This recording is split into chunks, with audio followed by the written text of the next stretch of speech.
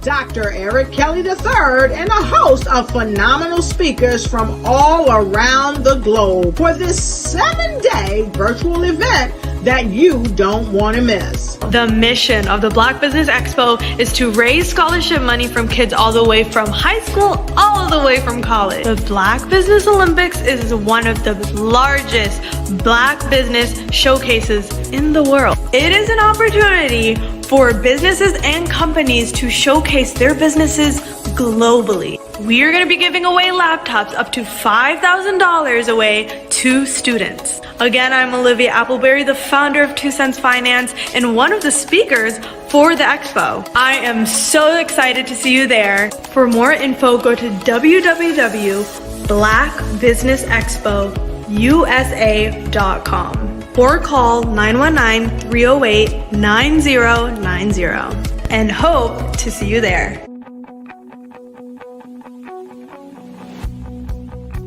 I am black business. From the moment I wake until the time I sleep. Yes, I am black business. I am black business. Tell me, are you black business? I am black business. Do you support black businesses? Listen, I support black business because I am black business. Black Business Expo, one of the largest business showcases in the history of black business in the world. The world. Sign up today at www.blackbusinessexpousa.com or call 919-308-9090.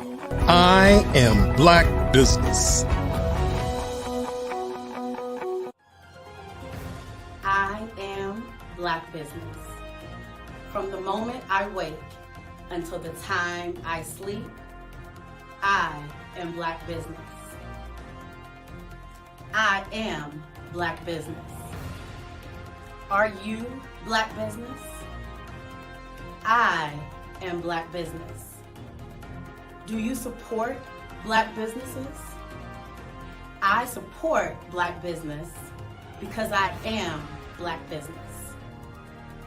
Black Business Expo, one of the largest business showcases in the history of Black America in North Carolina. Sign up today at www.blackbusinessexpousa.com or call 919-380-9090. I am black business. I am black business. From the moment I wake until the time I sleep, I am Black business. I am Black business. Are you Black business? I am Black business. Do you support Black businesses? I support Black business because I am Black business. Black Business Expo, one of the largest business showcases in the history of Black America in North Carolina. Sign up today at www.blackbusinessexpousa.com or call 919-380-9090. I am Black business. I am Black business. From the moment I wake until the time I sleep, I am Black business. I am Black business. Are you Black business? I am Black business. Do you support Black businesses? I support Black business because I am Black business. Black Business Expo, one of the largest business showcases in the history of Black America in North Carolina. Sign up today at www.blackbusinessexpousa.com or call 919-380-9090.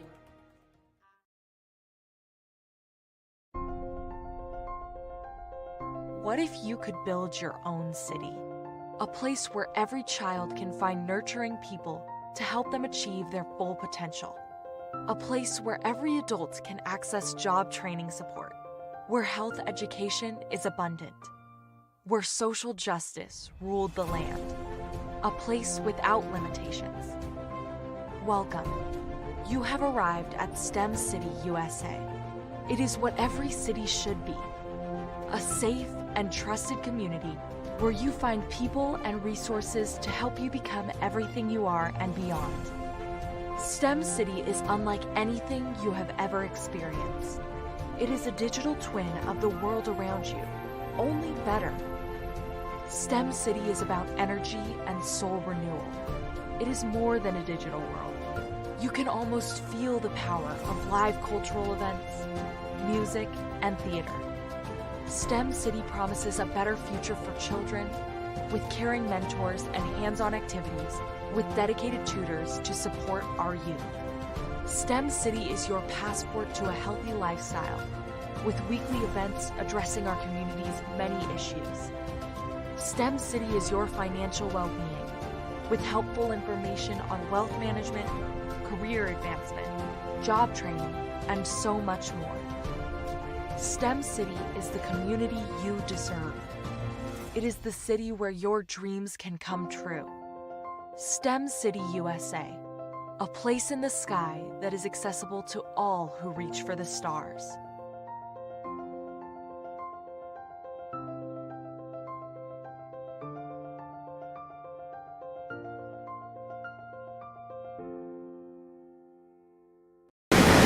Hi, I'm Janae Adams, and my genius is I know how to attract money to people. I paid off $50,000 of debt in 2 years. That's right, $50,000 of debt in 2 years. Now I travel the world as an international speaker and the author of 2 books sharing my story of how I did exactly that step by step. Not only am I a speaker, but I also do financial wellness programs for corporations, and I have an online platform and online courses for individuals around the world. So that is my genius, and of course, genius is common.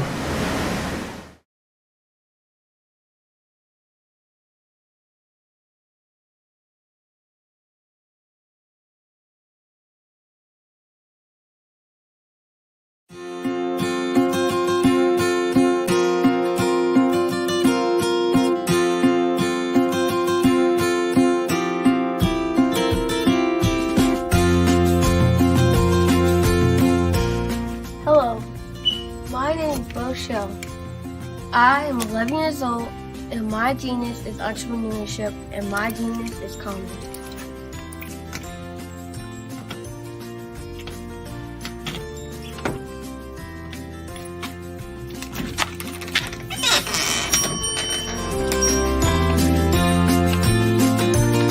I have been hard at work, and my genius since the age of 8 when I asked my parents to buy me an ice cream cart for my 8th birthday. Why? Because I love ice cream, and I knew that 99.9% of the world loves ice cream too.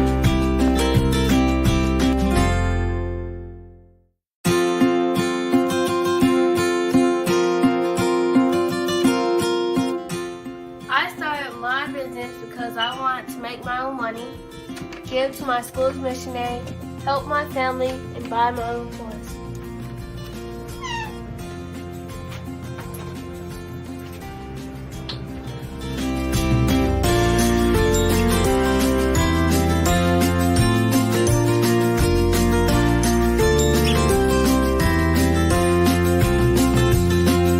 While working in my genius, I have learned a lot about business and what it takes to be successful. I quickly learned that hard work, determination, and perseverance are the standard qualities you need to succeed.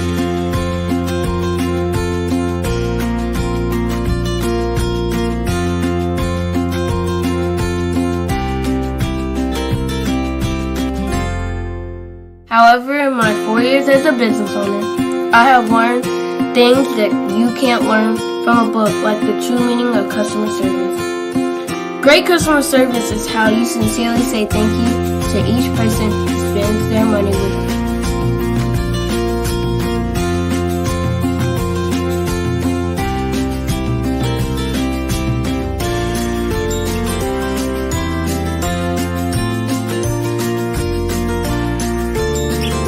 I have learned that there are more people praying for me to succeed than those who are not.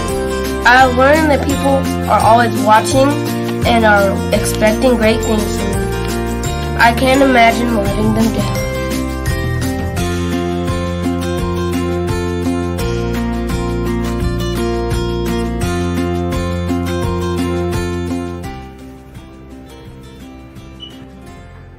I have learned that I must lift as I rise, and that I must be my brother's keeper.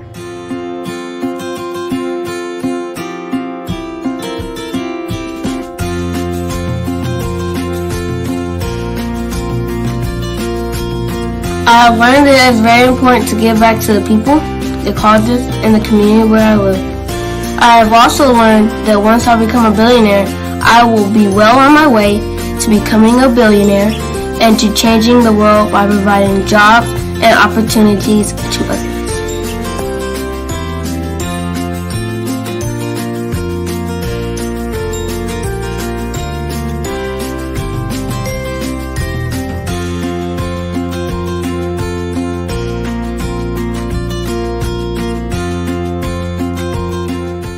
I'm Boshell, the little ice cream dude, and my genius is Colin.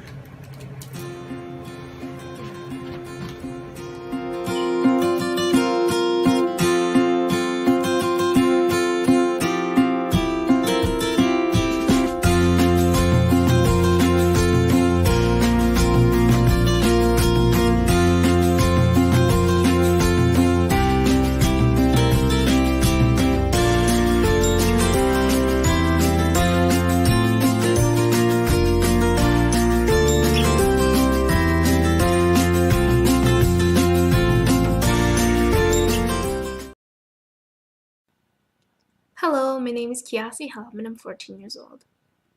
I think my genius would probably have to be setting goals and achieving them. I say this because ever since I was young, I always wanted to be an author, and at age 11, I ended up achieving this.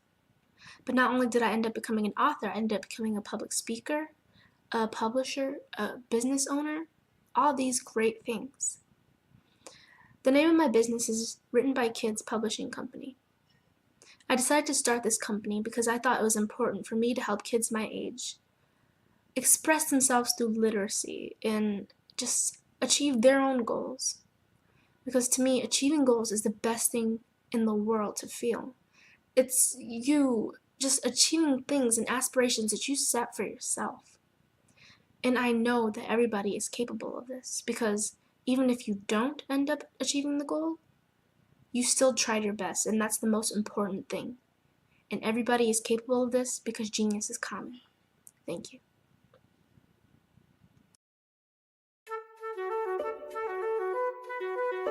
This is Dr. Arnold T. Petsworth. Yes, that's his given name. No, don't look into it. He's the owner of Petsworth Vet World, a veterinary clinic in Hopton, Connecticut. His patients include dog, cat, turtle, cat, turtle, frog, hamster, fish, Goldie, dog, and this alpaca. Due to doctor-patient confidentiality, we can't tell you their names. Business at Vet World was steady, and then quarantine hit. Neighbors on every lane, drive, and even a few cul-de-sacs brought new four-legged friends into their homes. Bunnies. Bunnies. you guys are so cute. Bunnies. You are so cute. Bunnies. You're so cute. Bunnies everywhere. A lifelong lover of Laporte, Dr. Petsworth welcomed these new patients with open arms. Hi, how you doing? How is she? Did you meet Jackie? Jackie, Barbara, Jackie? This is Betsy. The only problem? Okay. There were more appointments than he could manage. Yes, I'm gonna get to you. Give me a second. We're gonna get you in real soon. Don't worry, all right? And then...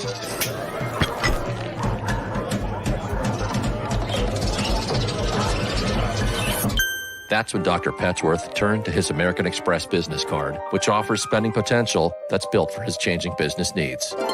He decided to hire a new assistant, Julio, who's actually more of a bird guy. But that's just between us. And with spending power built for business purchases, he used his card to furnish a new exam room with extra tail space. Together, Dr. Petsworth, Julio, and American Express Business made sure all the pets of Hopton got the love and care they deserved. All right, Julio, man, that was great, man. And everyone was happy, especially these guys. Get the card built for business by American Express.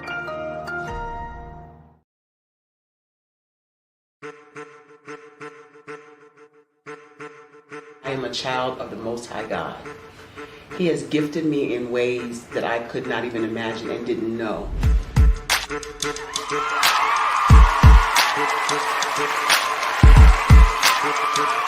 There was a time when I didn't know who I was. I listened to other people tell me who I should be, what I should do. I listened to people telling me that I should be a boutique owner, that I should be a construction manager, that I should be a laborer. Have you ever felt like you should do something else, be something else, go somewhere else, be wherever you wanted to be, and you felt like you were in a box? Anybody in the room? And you couldn't get out? Anybody in the room? And you kept trying to go and go and you couldn't get out? Anybody in the room? But let me tell you, you need to rock the box. Rock the box.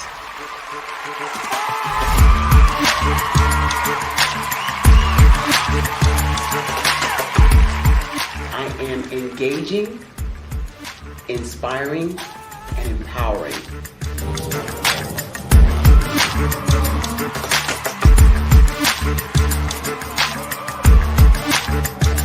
I would give you everything I know. Just by touching you, if I could, by osmosis, give you every single thing I've learned, I've gone through, I know I would. We know that's not possible, but as it is possible, I love to share information with people. Some of you out there, people have told you that you can't be, you can't have, you can't do. But I will tell you, like Kinston said, you can, you must, and you will. If it's to be, it's going to be me. You got to say it. If it's to be, it's going to be. If it's to be, it's going to be. If it's to be, it's going to be.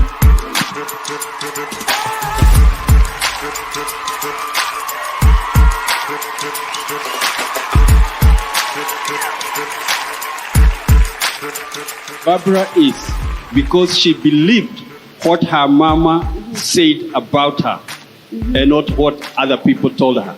Every day you wake up, when you're in a situation, it's your choice whether it's an advantage or the disadvantage. She gained her confidence and her life, and now she is a testimony.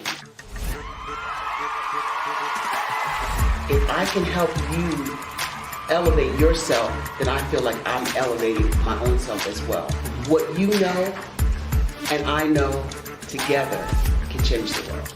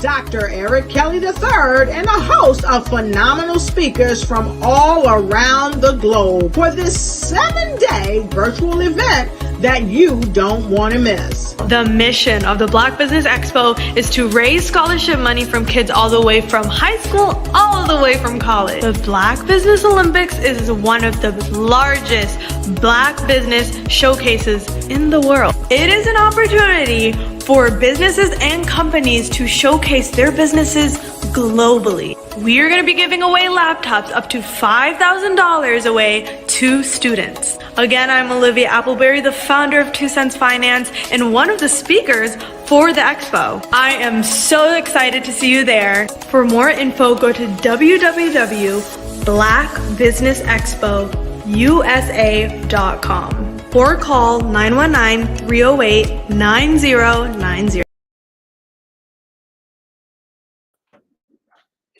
Great rising, great rising. It is a phenomenal day.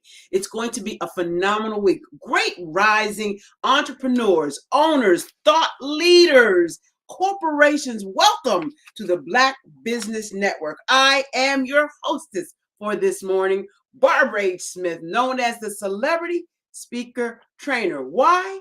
I teach and help people learn a most important skill, better communication. One of the most important skills in business and in life is the ability to communicate and articulate your thoughts and concepts. So I help people do that by bringing them up higher.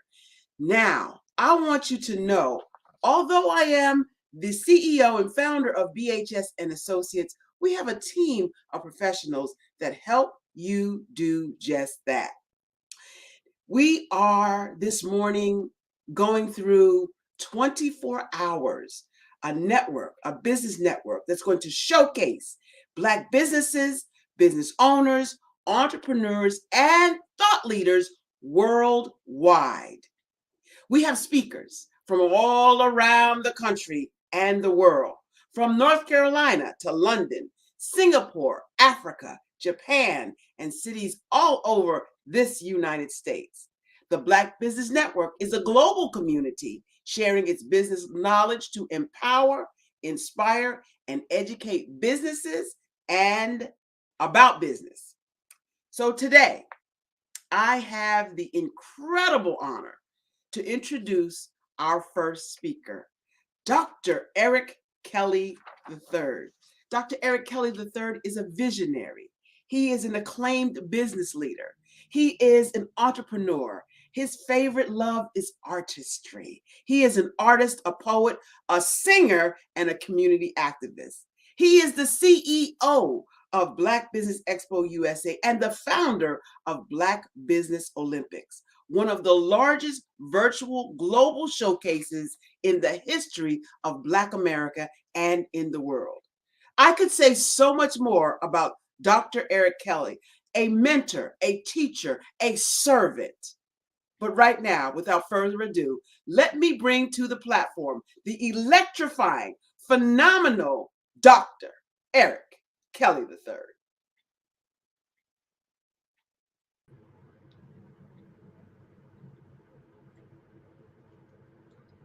Good morning, good morning, good morning, good morning. Barbara H. Smith, the celebrity speaker trainer.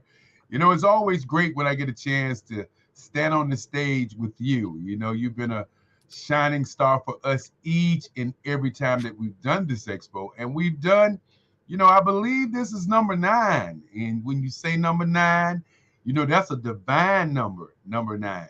Barbara, how are you doing this morning? Great, sir. Great to be on the platform with you. I count it an honor, a privilege to be on the same stage as the phenomenal, electrifying Eric Kelly III. Well, when you begin to talk about what you've been doing, let's talk a little bit about your upcoming conference. I mean, you know, many times when people are doing what we're doing, you don't get a chance to really interview some of the moderators and some of the anchors who are doing, you know, great things in their own right. First of all, Barbara, you talked about being a speaker trainer, a celebrity speaker trainer, but talk a little bit about the upcoming conference you have coming.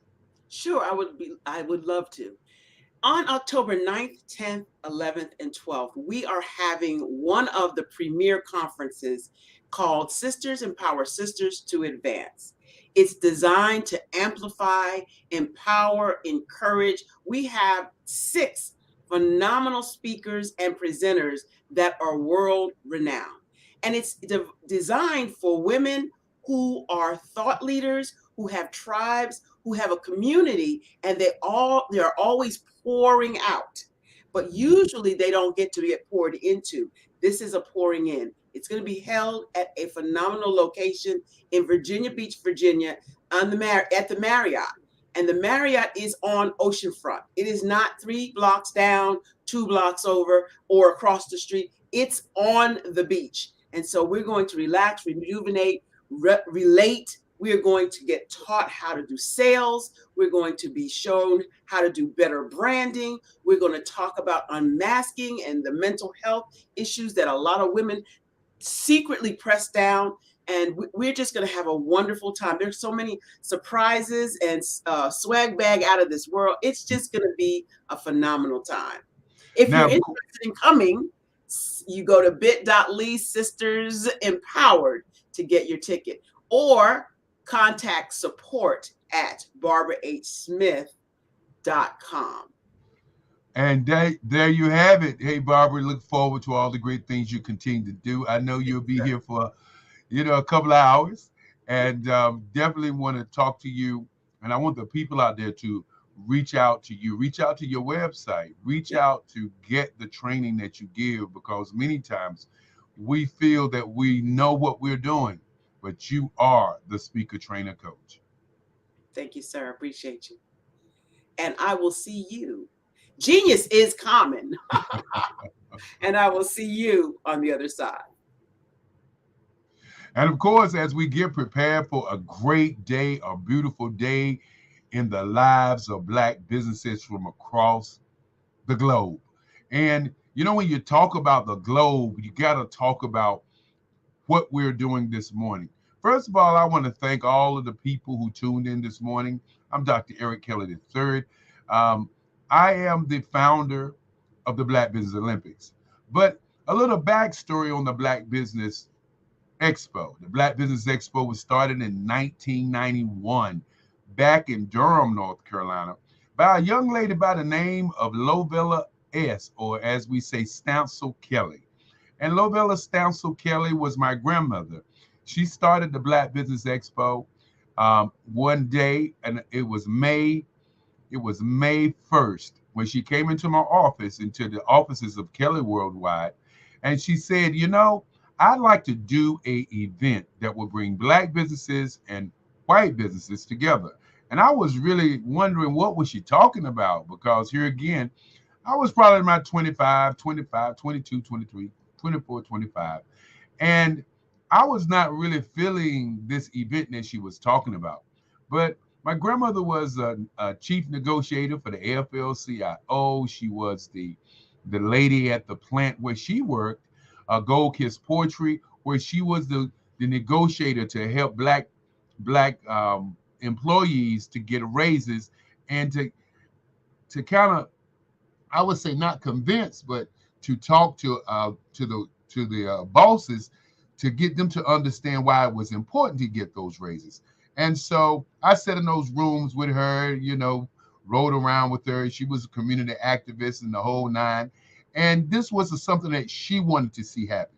And so I took it on and began to work on it. And I remember our first year, we had 93 business owners. And those 93 business owners were businesses right here in Durham at a place called the Omni, downtown Durham Omni, which now is the Durham Marriott, where we have been hosting that event for years and years and years and years, over 30 years. And so when the pandemic hit, we decided that we would do something a little different, because many of the companies that were doing events in 2020, they was just weekend events. And so I talked to my moms, and I was talking to my mother, and I said, you know what? We ought to do something like the Olympics. We ought to do 7 days, and we ought to break those 7 days down like a business plan. And that business plan that we're going to break down, what we can do is we can talk about business from 8 o'clock in the morning to 8 o'clock at night. And people are already at home, I said to my mother. So I said, people will be able to see it, on their leisure time, and then we could stream it. And so I went on a quest of calling people and talking to people. And the first one that was in November, we did the first 7 days. And those 7 days was broken down into the first day, which is today. And the first day is going to be about empowerment, education, and of course, it's going to be about inspiration. And business owners are going to come on and they're going to talk about education, connecting you, networking you with business organizations around the globe. And then the next day, which is tomorrow, you can tune in tomorrow, which is going to be Tuesday, and we're going to talk about advertising, marketing, public relations, branding, merchandising, and sales. And that'll be from 8 o'clock in the morning to 8 o'clock in the evening. And then, of course, on Wednesday is going to be that day where we're going to talk about the internet. We'll talk about Web 2, Web 3. We'll talk about the metaverse and what it's all about in terms of business. And then on Thursday, we'll have diversity, equity, and inclusion. Now, many people would say that's the Woman's Day, but no, it's not just a Woman's Day. It's a day of talking about money, how to get people to be included with Black businesses all over the globe. Then on Friday is Generation X versus Generation Z. And this is a time where we get a chance to talk to the young folk, and the old people, to bring them together to bridge that digital divide. And now on Saturday, it'll be Black business and the culture. When you talk about the culture, you got to talk about what our mission and our why is. And I'll talk about that shortly. And on Sunday, it'll be Black business in the church, where bishops and reverends and preachers get a chance to talk about the correlation, the bond between Black business and the church. Many people say, what is our why? Why do we do this? Why do we present this? Why do we take the time out to bring businesses together? Our why is to raise scholarships for students to go to college. Our students are right now in what I call the entertainment culture. And the entertainment culture is when our students are pushed to be basketball players, football players, to be singers and dancers, to be rum shakers, to be strippers, and to be criminals. That's what you get on the media each and every day. And so what we want to do is change that narrative and show our students that there are Black businesses all over the globe, and that 1% of the athlete, the 1% of the singers and dancers and the actors who are successful, that 99% are business owners. And when you talk about business owner, you have to look at the wealth gap. The wealth gap is $171,000 to $17,000. Many people would say, well, how do we change that? Well, if you go back into time and you think about Black Wall Street and Black communities all over the country, and those Black Wall Streets were either burned out, they were either bombed, or there was urban removal, or as they said, urban, renewal.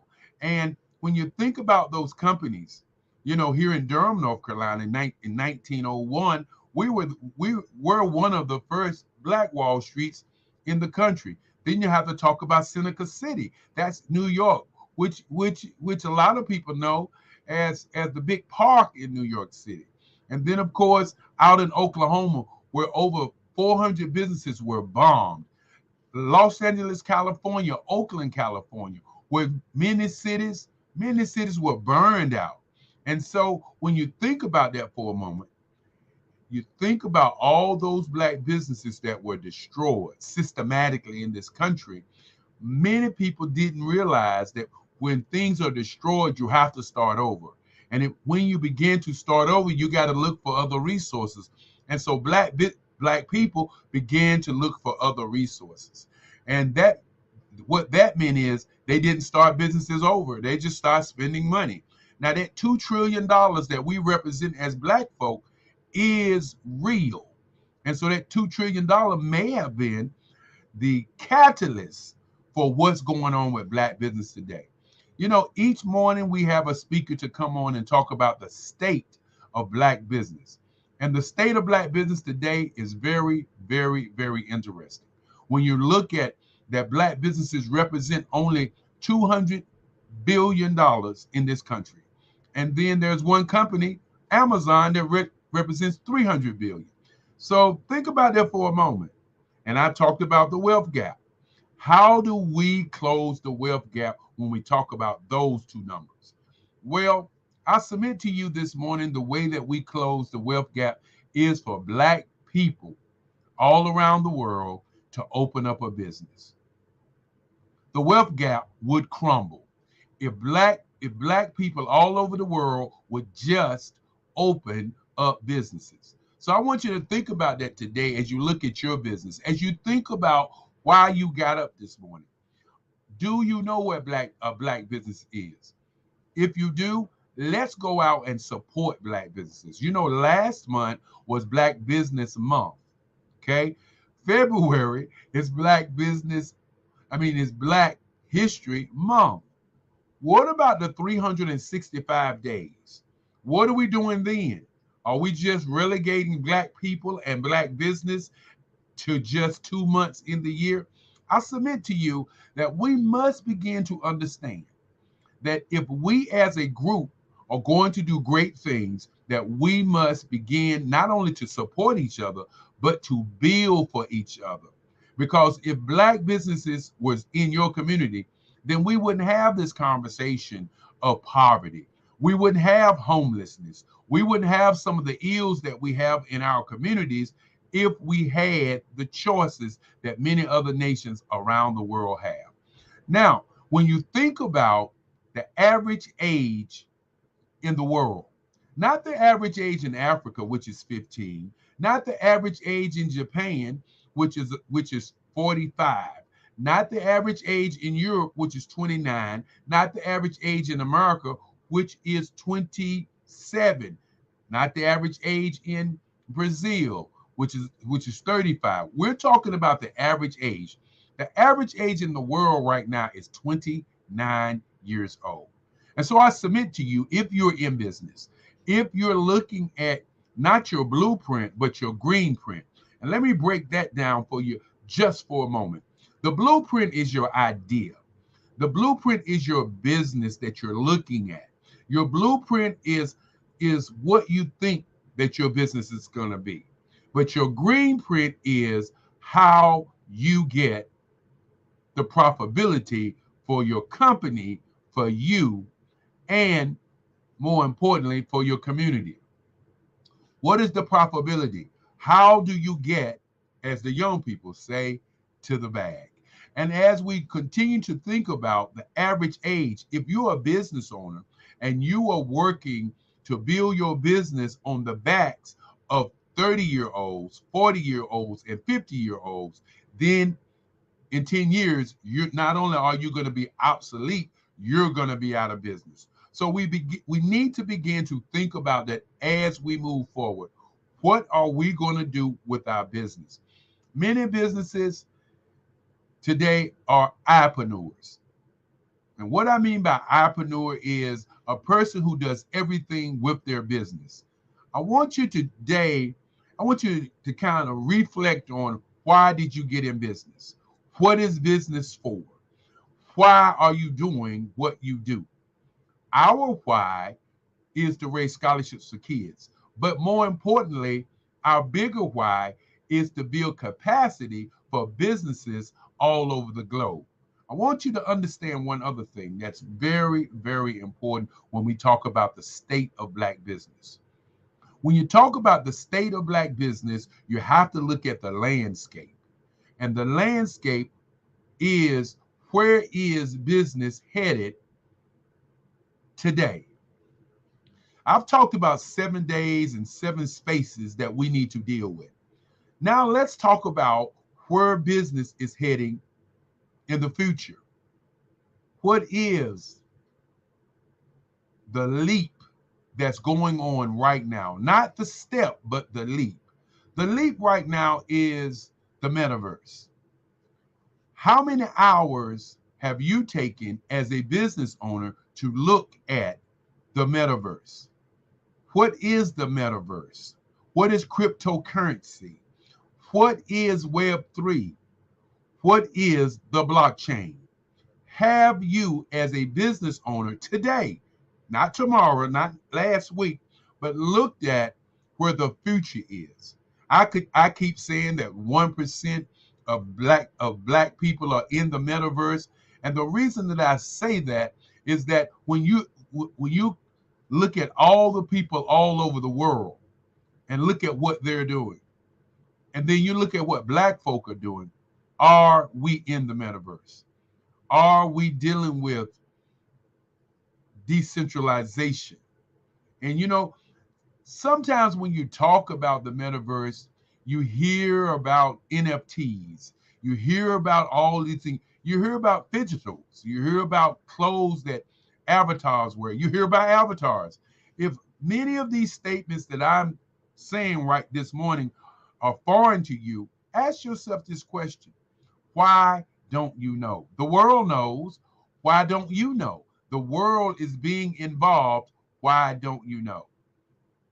When Facebook changed its name to Meta, many people began to think about what the metaverse is. But the metaverse was going on way before Facebook. But Facebook changed its name to Meta not because of the metaverse. It changed its name to Meta because of young people. Many of us older, seasoned individuals are on Facebook. Where are the young people going to be? If Facebook has 3 million people on Facebook, and those are the older folk like myself, and they don't have the youth, and as I said, that the average age in Africa is 15. As I said, the average age in the world is 29. So that means that the average age of where the next economy is going to come from our youth. And if it's going to come from our youth, how do we control that? And so that's what Facebook is doing right now. They're saying, hey, we're going to do Meta. We're going to start this technology thing. It's going to be the newest thing for the young people. Okay, I talked about the leap for Black folk. Now, what are you doing in this space? What are you doing in this space? Web 1. Remember, for those who are older like me, way back where there was just a screen. And on this screen was this little blinking thing, and we were sitting behind the screen, and we was mashing the keys, and we was reaching out across the world just to say something to somebody. And then Web 2 came along. And that's where we had the different kinds of what I call the internet wars. You know, MySpace, Black Planet, Facebook. You know, everybody was fighting for space. Everybody was working hard. We had the big bubble. Everything popped. The .comers, and everybody was fighting. And all of a sudden, we had what I would call, you know, monopolies. And those monopolies was like Facebook, YouTube, you know, Twitter. And now the last couple of years, last 10 or 15 years, we've had different monopolies like Facebook and those other YouTubes begin to buy up companies because they were looking to the future. And now the leap to the future is Web3, a decentralized world. And what does that mean? Blockchain. You know, everything's on the blockchain, which means that there is a record of everything that's going on. There is a record, I'm going to say it again, of everything that's going on, the blockchain. Now you got cryptocurrency, Ethereum, and these titles that I'm giving to you, think about them today, and I want you to go out and I want you to research them. Stop taking the information. I saw a commercial the other day, and the commercial made it seem like somebody owned the metaverse. Well, there are many metaverses, many blockchains. You know, decentralized situation is this. And I'm going to give you just my definition. And I could be in error in some spaces, but I'm going to give you my definition. So if you and me wanted to transfer $30,000 to each other right now, and we were in a decentralized space, then I could just press a button and send that $30,000 to your wallet. Okay. Centralized means that there's somebody in between us to get some money from the movement of that money. Okay. Now, case in point, you have a credit card. Okay. You have a credit card and you want to purchase something, and you take that credit card and you purchase dinner. Okay. Now the merchant, the restaurant, right? The restaurant is sitting there to get their money. 9 times out of 10, it takes 30 days for the restaurant to get their money. Okay. So that means that the restaurant pays 2% just to get that $30 payment that you paid that restaurant. That's 2%. But because you use the credit card, okay, the credit card has to go first to the bank. The bank has to do what? Verify that the money is on the card. Once the money is verified on the card, then the bank takes the money and utilizes the money and sends that money to the restaurant. Okay, now think about what I said earlier. If it's decentralized, which means that the money goes directly to me, if you're sending $30,000 to me or to someone, 9 times out of 10, you have to use the SWIFT network if you're sending it overseas, okay? And it's going to take 2 days to get to me. Wow, 2 days. What happens to the money in those 2 days? Okay, that's what it's all about. And if you don't know, I can't say now you know, because I probably confused you with the things that I said. So we will definitely want you to take the time out in your life today to look up decentralized, centralized. Look up NFTs, look up cryptocurrency, and look up the blockchain. And many people will talk about NFTs, and you know, the NFT marketplace is just going crazy. You know, with the NBA, with the with the hockey teams doing NFTs. And NFT is a digital asset. And I'm going to leave it there. What is a digital asset? That is your homework for the day as we look at the state of Black business, where Black business is going. Where are we headed? You know, when you begin to talk about the Black Business Olympics, one of the largest business showcases in the world, you must begin to understand that we are reaching out to businesses from Australia, from Singapore, from London, from all the states in North America. And we're beginning to do this so that Black business owners and Black people will have a network where they can reach out and build capacity. Building capacity means that if I have a glass company and I am manufacturing glass, that I can reach out to Singapore and find somebody who needs my products or service.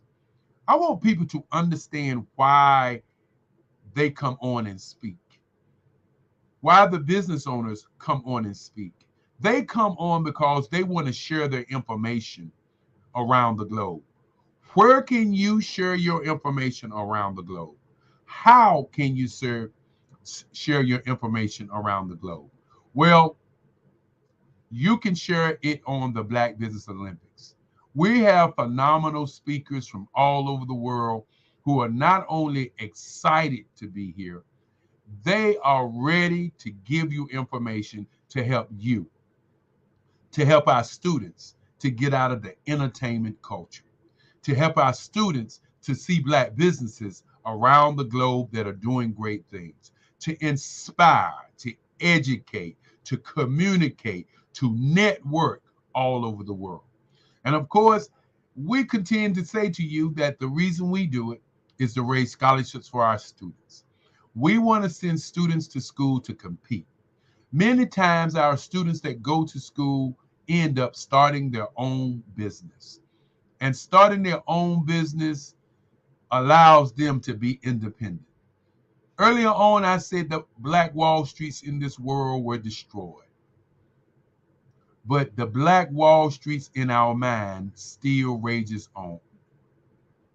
And many times I talk about how I got a chance as a kid to walk down to Pettigrew Street, which was across the street from Parrish Street, which later ended up being the so-called Black Wall Street.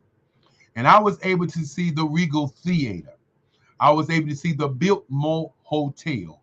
I was able to see Service Printing Company. I was able to see the cab companies. I was able to see WAFR FM radio station. And all of this with over 102 businesses right there on Pettigrew Street. And that was me as a child watching Black business flourish right here in Durham. And that indelible, that sight has been on my mind ever since I was raised as a man. And when I talk about that, I can still see that vision. And what we have to do now is put that vision in front of our kids, in front of our youth, so they can see that Black business is flourishing, that Black businesses are doing great things, that there are directories on the internet that you can go to and build capacity. There are networks that you can go to on the internet and build capacity. This network is your network. It's for the people, by the people, to the people. That's what it's all about. And as I continue to say, I'm Dr. Eric Kelly III, and it gives me great pride and pleasure to sit back and watch all these great speakers talk to you about how to connect across the globe, how to do business. And for those companies and corporations that are tuning in today, thank you very much for tuning in. But remember, we have an audience at over $2 trillion. What you gonna do? Where are you gonna go? How are you gonna continue to utilize what we have? And many people ask, Well, why are you doing this? And I say personally, I am doing Martin Luther King's work. I am doing Malcolm X's work. I'm doing Sojourner Truth's work. I am doing Marcus Mosiah Garvey's work. I am doing the work of all the ancestors that I stand on. I am doing the work that they wanted all of us as Black people to see us in our greatness all around the globe. The Nobel Peace Prize that was given to Dr. Martin Luther King was not given to him for just a movement in this country. It was a worldwide movement all over the world. And that's what we're doing today. When I talk about people like George Washington Carver, who took a peanut and made over 300 products, that is the genius of Black people around the world. When I talk about Madam C.J. Walker, who in a racist time, remember, it was a racist time. Racism was right on the forefront.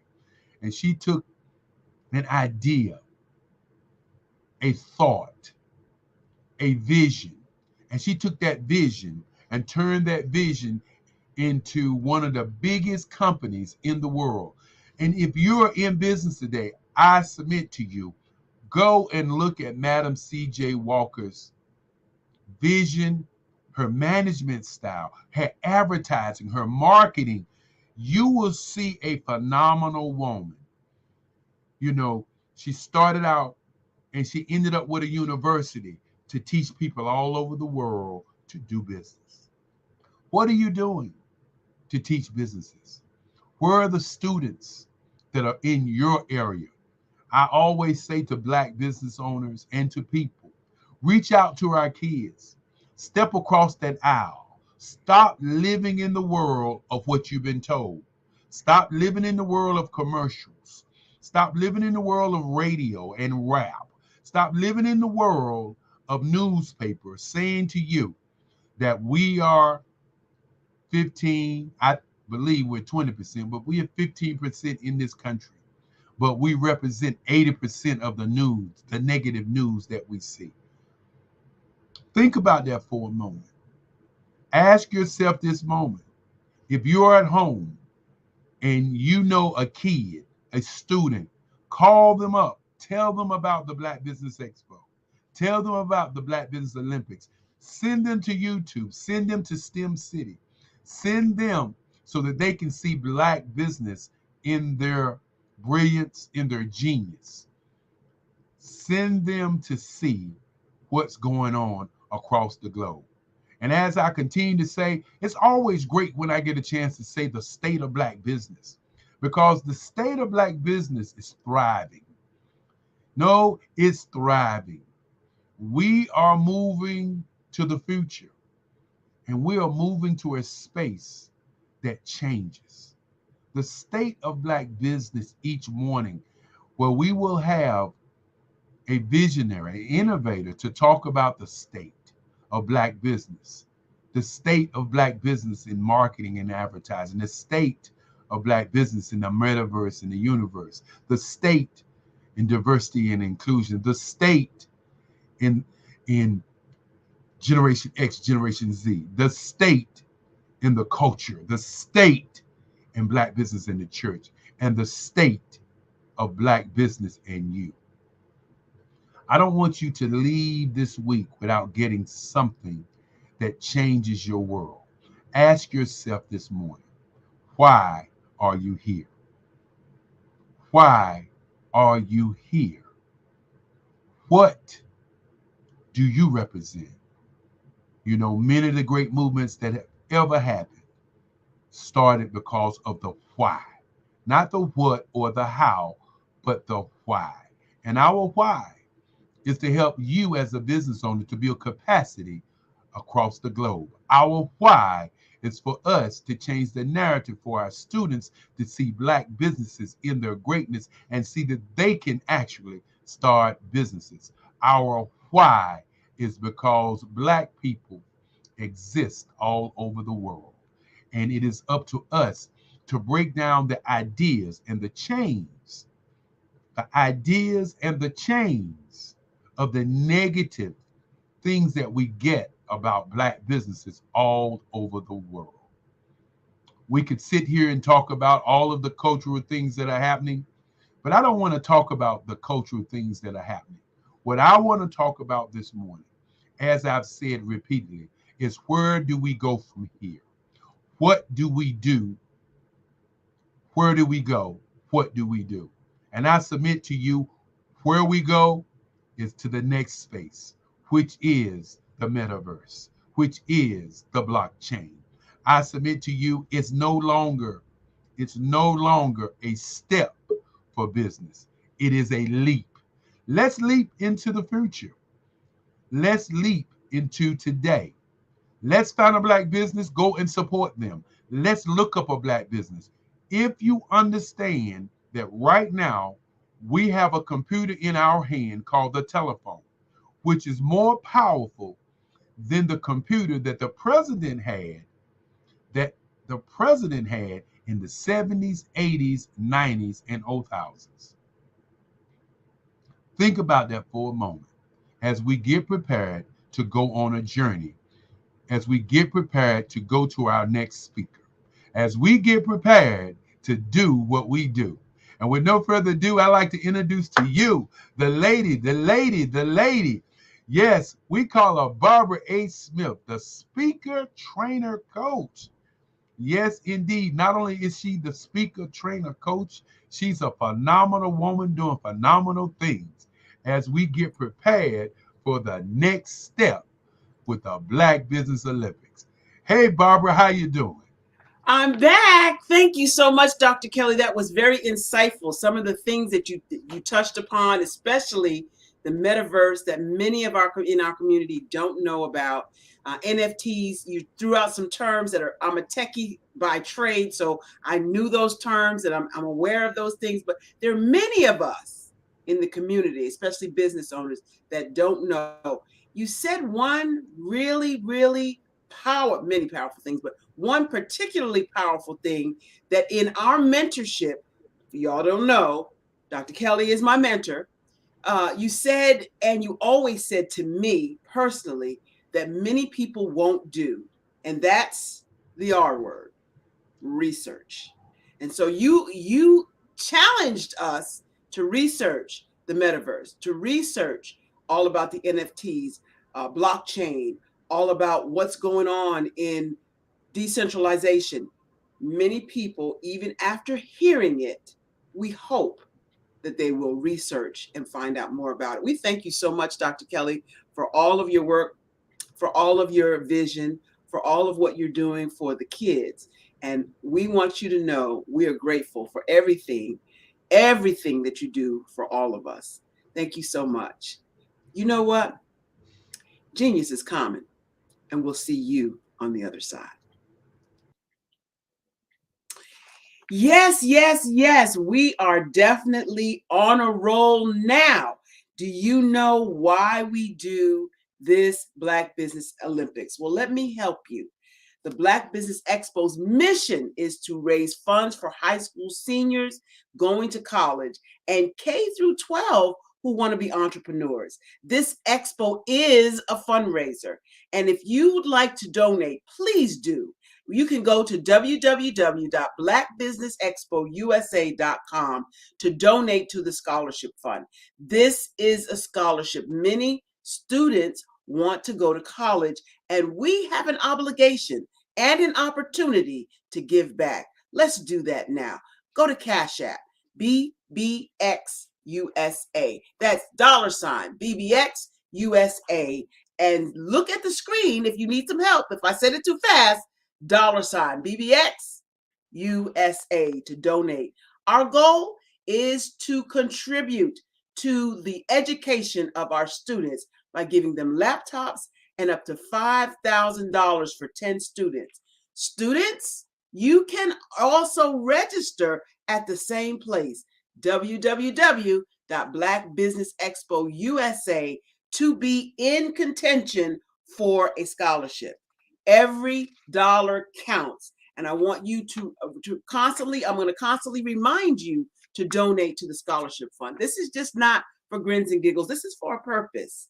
We want to thank our Black Business Expo and Black Business Olympics sponsors for September. They include First Atlantic Insurance Group, Creative Force Studios, First Financial Securities, NC 100, Carolinas Virginia Minority Supplier Development Council, The Breathing Experience, Margie McLean Foundation, NC Living Realty, Cohesive Counseling Associates, Gateway Healthcare Solutions, Work That Thang Supplements, Live Shackle Free, WBNC Breaking Chains Radio, Nubian Media, 259 Mobile Media, Black House Media, 5-Star BDM LLC, Black Multiverse Enterprises, Technical Consulting, Carthon Consulting Group, Lotus Richey Ignites, Uniquely Different Enterprises, Career Communications, STEM City USA, Artistic App Design, I Define TV, Lee Entertainment, Genius is Common, BHS and Associates, and Black Business Expo USA. Genius is common, and I'll see you on the other side.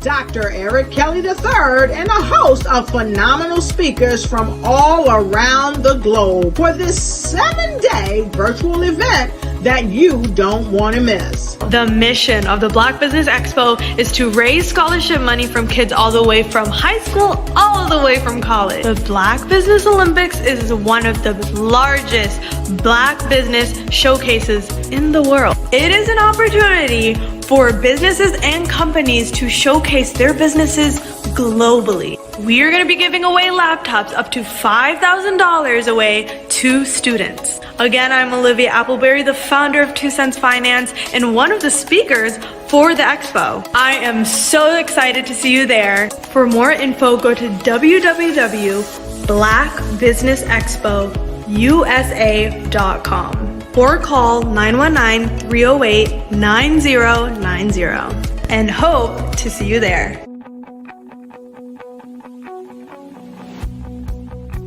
I am Black Business.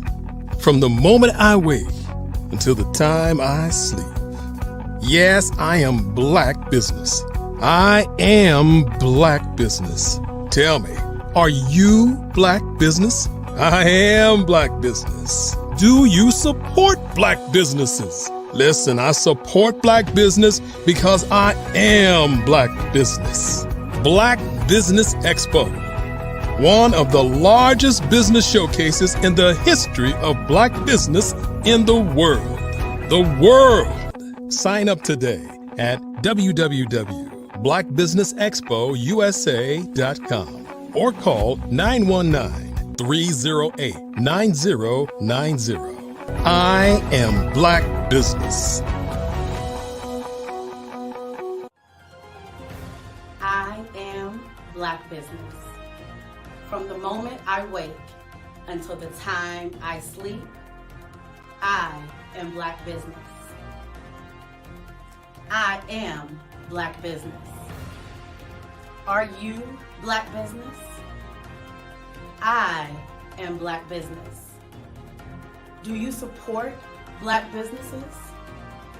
I support Black business because I am Black business. Black Business Expo, one of the largest business showcases in the history of Black America in North Carolina.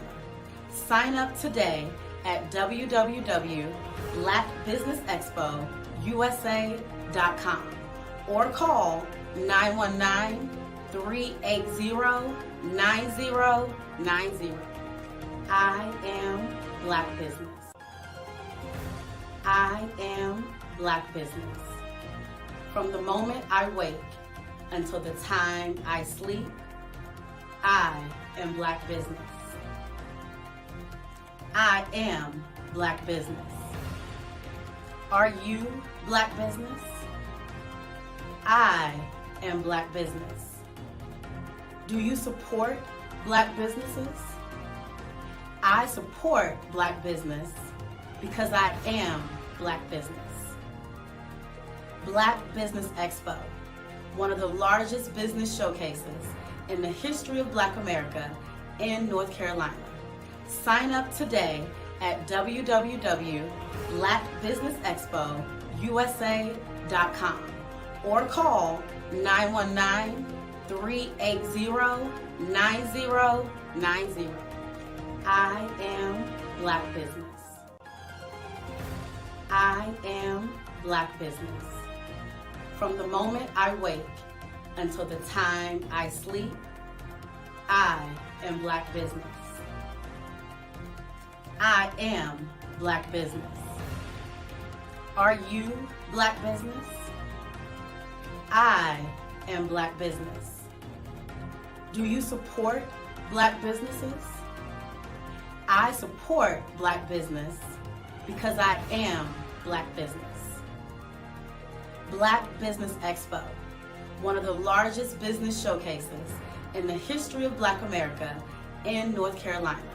Sign up today at www.blackbusinessexpousa.com or call 919-380-9090.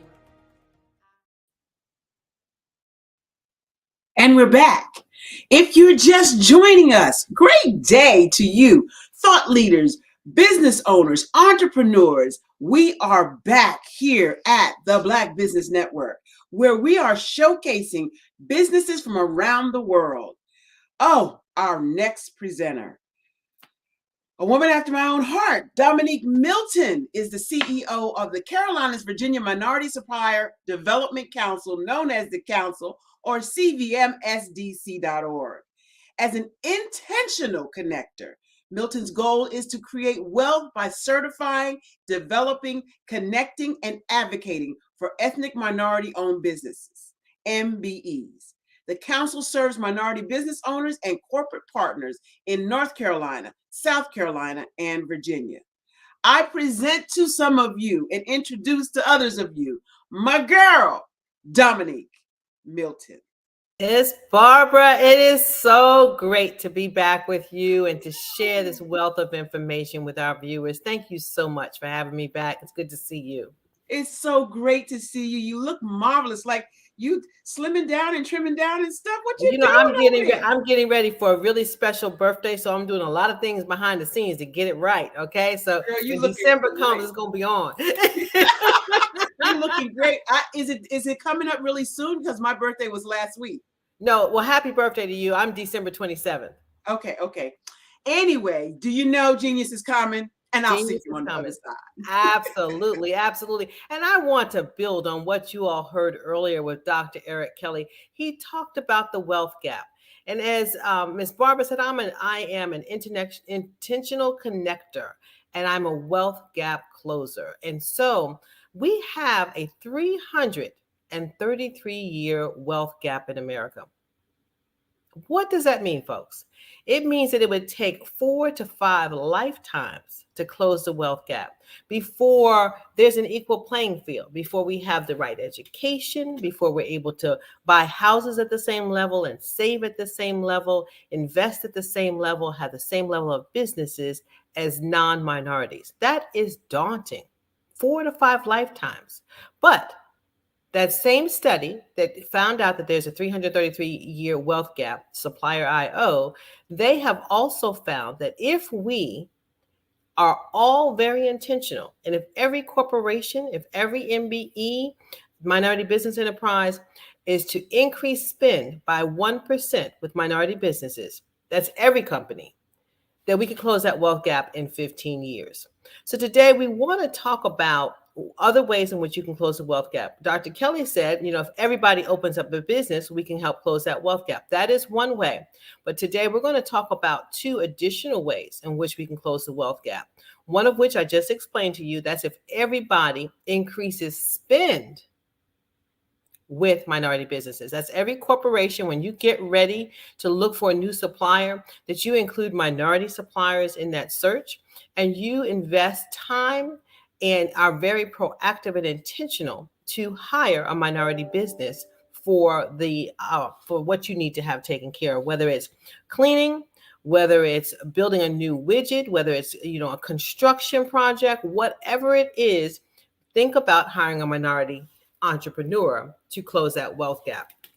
And if you do that, for every dollar that is spent, $1.72 is returned into the economy. What that means is if you hire me to do a job, I can then go out and hire other business owners. I can hire employees, and now I have them on my payroll. And so now we can buy goods and services. We can impact the tax structure. And now those individuals can send their kids to college, right? So when I was a minority business enterprise owner, we went from $0 to $20 million in sales because of advocacy groups. There are groups out there that can help you to catapult your business, help you to grow your business faster. And that's the organization that I run, CVMSDC. We help businesses, once we certify them, so we certify them to say that they are indeed minority-owned businesses. We are the largest certifying agency of ethnic minority businesses in the country. Then once we certify them, we help develop them. We help get them from level 1 to 2 to 3 to 4. So if they're a startup business, we help get them into the millions. If they're already in the millions, we help get them to the next level. And if they're in the millions, we help get them to the billions. It's all about growth, right? And that growth occurs through contractual opportunities. So once we get them developed, then we connect them. We have connecting opportunities to help build up our MBEs, and then we advocate for them. So that is why it's important for business owners to sign up for advocacy groups. And we talked about certification a few sessions back. If you've been following this opening session, we've brought to you some very successful businesses who have shared with you their journey. And today I'm going to bring to you another successful business owner, which is the third way that we can close the wealth gap. So it's not just enough to open a business, right? There's a certain way, there's a certain posture that you have to have when you're a business owner. And this individual that I'm going to bring to you this morning, she embodies that posture. So you have to open businesses, you have to engage your businesses, right? And then the business owners that are listening, you have to work with each other. You have to be very intentional about where you spend your money and where you save your money. Right? If you do those things, and then we're going to talk with Miss Chef Maria today.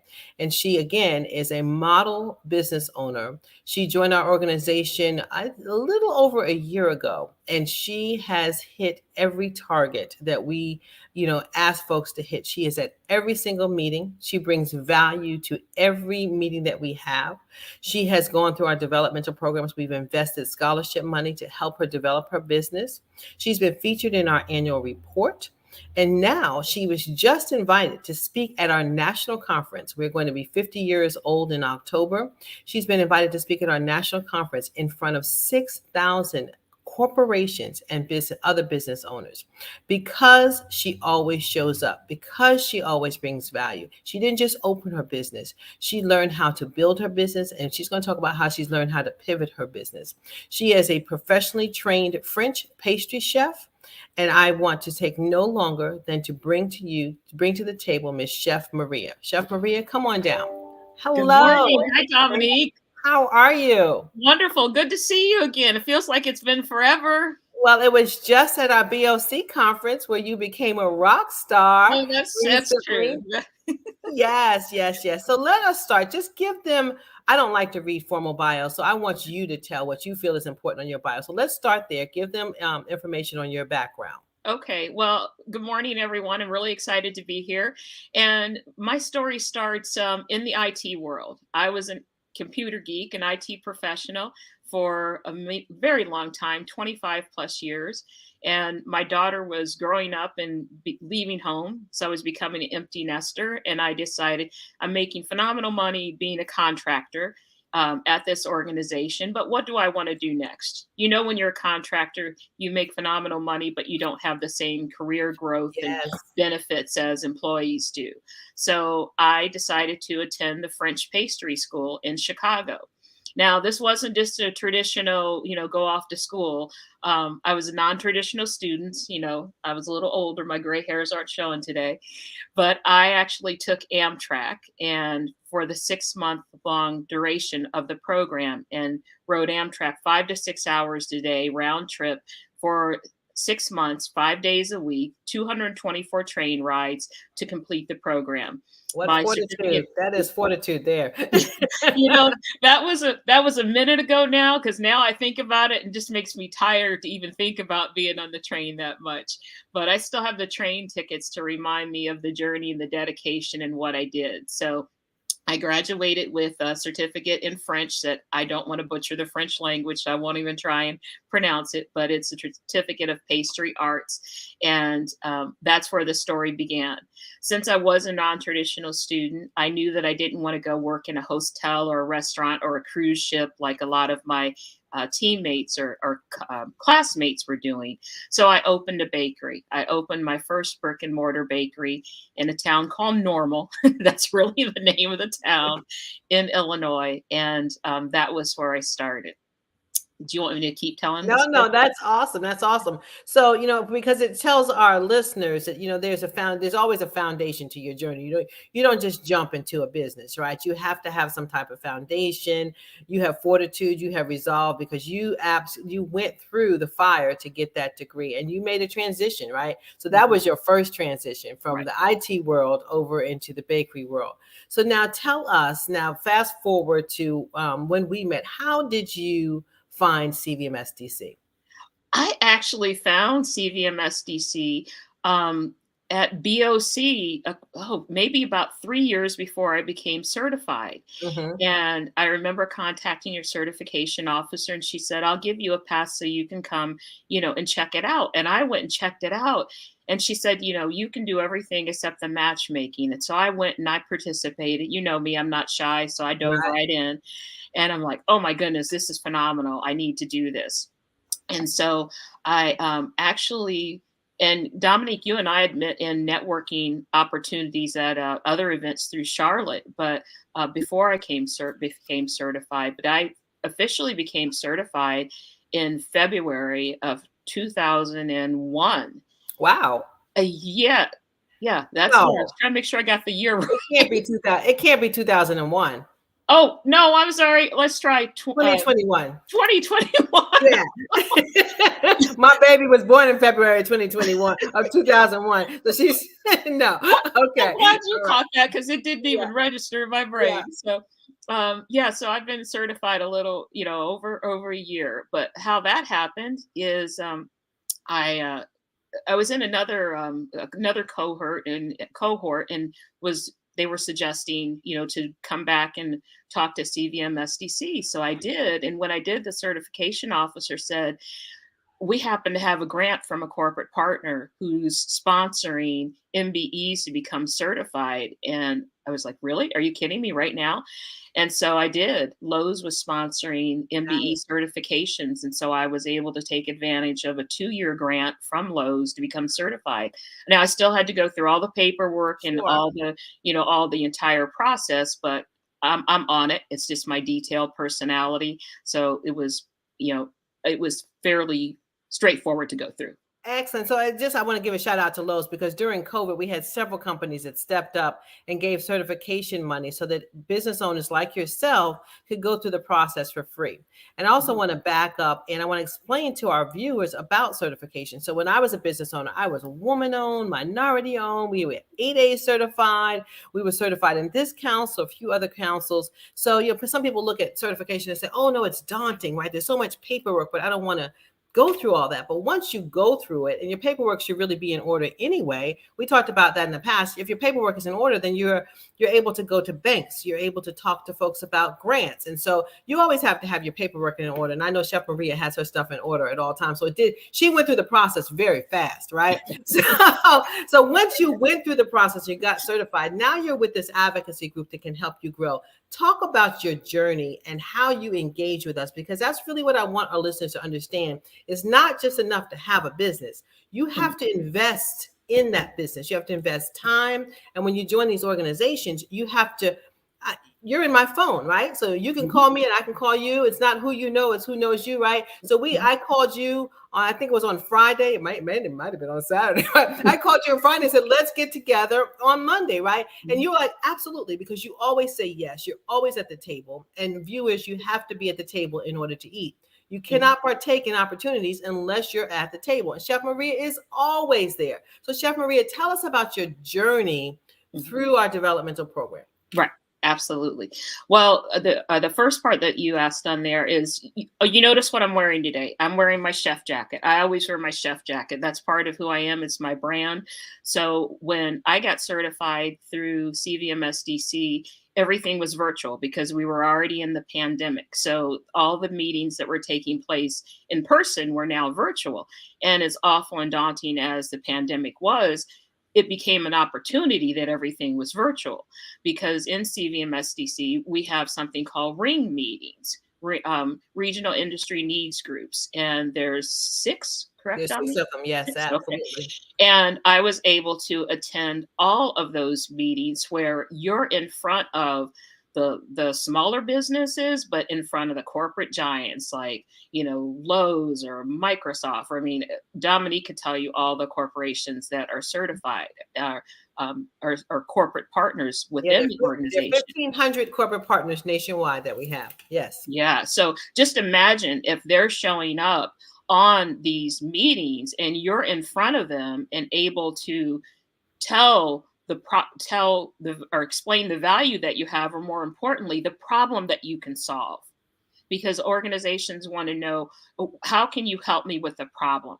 How can you help solve that problem instead of just, straight out selling yourself? How can you help them solve a problem? So attending all those 6 meetings virtually with my jacket on, it immediately made people interested and hungry because, it triggers food.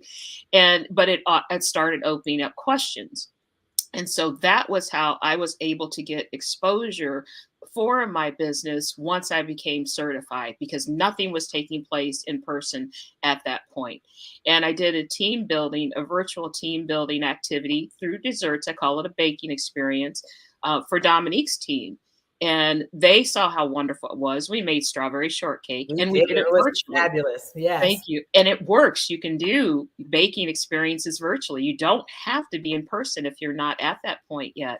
But then she became an additional advocate because she experienced the service I offered and saw the value and saw what an amazing job I did. So that was how I started building within the organization. And just showing up every meeting, the jacket on. And, when you come to these Zoom meetings, don't just sit there like a knot on a log, and just, barely smiling, or you have your camera off. So we're seeing, your professional headshot. When there's that networking time, show up for it and talk to people, engage with them. they're not going to bite your head off. Say good morning, say hi. If they're talking about, well, I just sold my house or I'm going to, ask them about it. And then remember the next time, hey, how did that go? I think I unofficially got the title as being like the social director. You are. We immediately put you in social director place, but you showed up and you engaged, right? And so that is so critical. And I want to go back to another point that you were making. You know, once you got certified, you came and you brought value, right? Because our business owners don't ever want to hear any business owner call up and say, hey, I'm a minority business and I understand you're looking for minority businesses and how, what do you have for me? They don't want to hear that. They want to hear the value that you're going to bring to their organization. How are you going to help them save money? How are you going to help them be more nimble? What can you bring to the table that is going to make a difference for that organization? So go on to tell us about, you know, how, so you came to the ring meetings, and folks, those are like small meetings in each of my footprints. And so I cover 3 states. And so she came to all the meetings virtually and showed up. So everybody knew her on a first name basis. And that's what it's about, right? It's about building relationships. And then you went to one of our developmental classes. We paid $5,000, right? For you to go to what? University of Richmond? Yes, yes. I went to University of Richmond, and American Tire Distributors was my sponsor. So they sponsored my attendance for University of Richmond, and it was virtual at that time. They were meeting in person before, but remember, we're still in the pandemic. And I believe it was about 10 weeks. I'm forgetting how long right now on Zoom. I think believe it was twice a week. This was over, I think this was about a year. It was 3 months. Thank you know, you. on Zoom. Normally it's a 1-week class that we have in person, but because we were virtual, we spread it out for 3 months. So you attended. Yeah, and it was a phenomenal development opportunity. You're meeting other business owners that are at different stages in their business. You know, everybody's, you know, past the ideation stage. They're already established, but then you have ones that are more at the beginning of their business and ones that are at, you know, the $1 million level. And we went through several different aspects of your business with University of Richmond professors, consultants that they hired and have a relationship with as well. I even got a consultant after the program was over for a period of time, which was phenomenal because we were able to go through specific aspects of my business that were just unique to my business instead of, you know, in the entire class. But I'm still connected with the cohort now. We all, you know, got together at BOC a couple months ago and connected. We went through things like marketing, accounting, strategy. I don't remember all the areas, but it was very, very detailed and made you take a very granular look at your business and plan, you know, to move forward and to grow. Yeah, so let me pause you there for a second. So it wasn't just about the content, although that content was custom made for our business owners, right? And so it was like a fast track MBA for your business. But what you learned how to do was to work on your business versus working in your business, and to take a higher level look at how you're operating and what you can do differently to change your business. And if you needed to pivot or swivel, we need to talk about that next, what you needed to do, right? To make those pivots and swivels. And so, but then the second part of attending that program is what you said, is the cohort, because everything is about relationships. It's relationships, relationships, relationships. So you built relationships, and now you're in this exclusive group of 220 students that have graduated over the last 11 years. And that is your internal network inside of the CVMSDC and NMSDC network, right? Yeah. Absolutely. So let's talk about what are you calling? Are you calling it a pivot, a swivel, or transformation? What are you calling what you had to do during COVID? Oh, you know, my word is morph. That's right. You morphed. Yeah. Okay. So let me set it up for you. So business owners, you know, when we went into COVID, in order to survive, those business owners that knew how to pivot or swivel or morph, as Chef Maria says, to your business, to be able to adjust to this online world, to be able to add e-commerce, whatever you needed to do to make your business survive is considered to be that morph, pivot, or swivel. So talk to us about how you did that. Yes, when COVID hit, I, you know, was selling desserts. I was doing dessert catering for, you know, corporations, private individuals, you know, basically selling desserts at just a very granular level. And one of the first things I did was I opened up and started doing, you know, nationwide shipping. But at the same time, I also began doing the private virtual baking experiences. That's a fancy way to say we're going to do a baking class. It just sounds more decadent. So that's what we started doing, and started doing it virtually to the general public, which, definitely had its appeal, but there's definitely challenges in trying to, fill an entire class, get the class time schedules, everything correct. So it's profitable to run, every single session.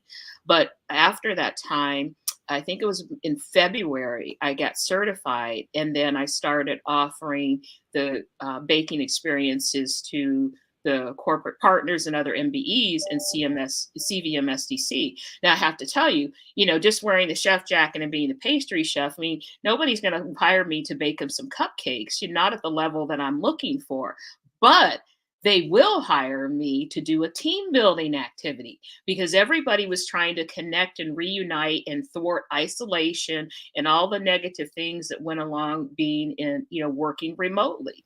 So team building was the buzzword that really started to get the attention.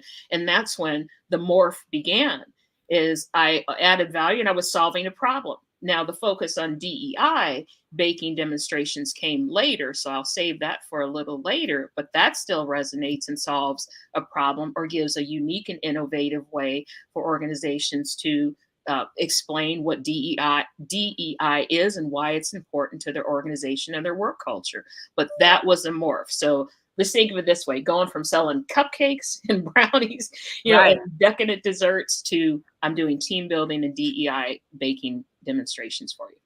And when you were on that train, getting training, right, going through that French pastry school, you never thought that you would have ever gone down this avenue, right? You're thinking about all the desserts I'm going to bake, but now you are in a corporate world, training people, doing team builds, and then the DE&I work, diversity, equity, and inclusion work, right? So now you've taken baking and you've incorporated the buzzword, and what everybody's trying to do is figure out how we can be inclusive, right? How we can get belonging into our organizations, how we can be diverse. And so that is, everybody's focused on that. We signed up 150 new companies last year because, what happened with George Floyd, and everybody's like, we have to be present. We have to do something, right? But they didn't know what to do.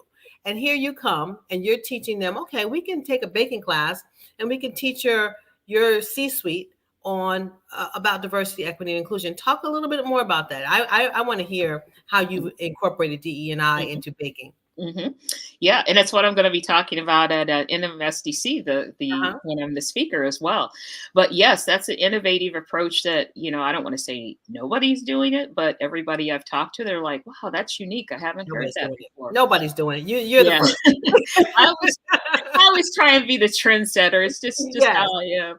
Yeah. So actually, what I'm actually doing, I don't want to give the whole thing away. Don't give it. You have to give a little teaser. Oh, absolutely. Let me set it up again here. So Chef Maria came to our largest conference, our Business Opportunity Conference, which is in August in Concord, North Carolina. We had our national president, Ms. Ying McGuire. She was one of the speakers, right? But before she spoke, she went to How Do You Engage session, and Chef Maria was one of the panel speakers. Again, she said yes. And she was so intrigued by her story that when she got on stage to speak, she shouted out Chef Maria, right? Then Chef Maria applied, to be one of the speakers at NMSDC conference, which again has 6,000 attendees.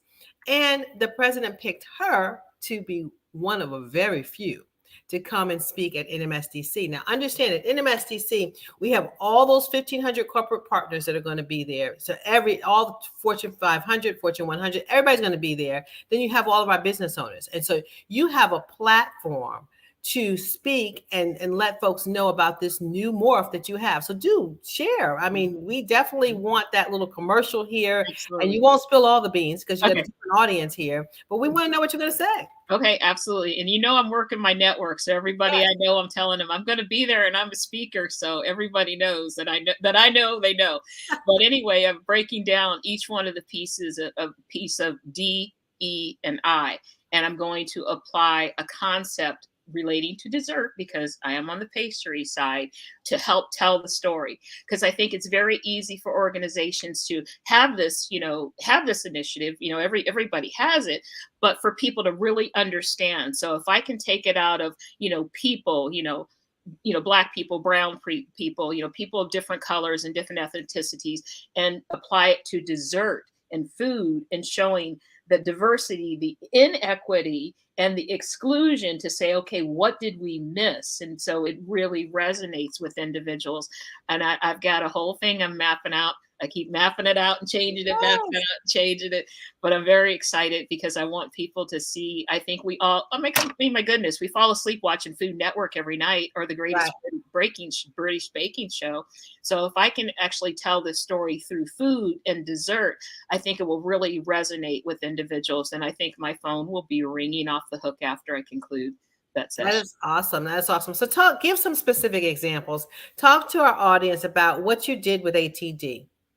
Oh, ATD was my corporate sponsor for University of Richmond. And after we got done with that, we filmed professionally, videographer, the whole thing, filmed a video that they wanted to have to talk about their DEI initiative, and that they were starting to sponsor. I think they were pretty new in the game. I was actually the first scholarship recipient for the University of Richmond that they had ever awarded.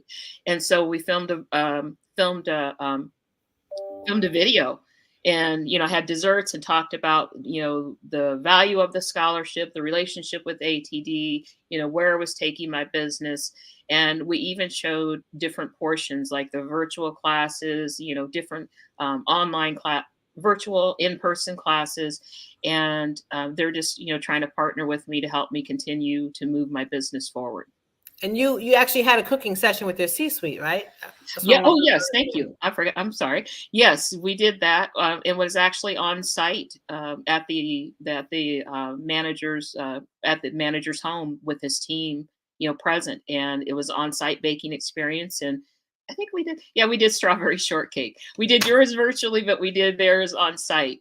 And it was the first time their team had been together in a long time, and they had new employees. And it was the first time some of them had actually gotten to meet one another. So, and they loved the experience and just raved about it. So that was really a phenomenal opportunity. Excellent. Excellent. So talk to me, tell me, what was your aha moment? Going through this whole program with CVMSDC, getting certified, and seeing that there's a whole nother world out there. What's been your aha moment? Wow. There have been a couple of them. I was thinking about that.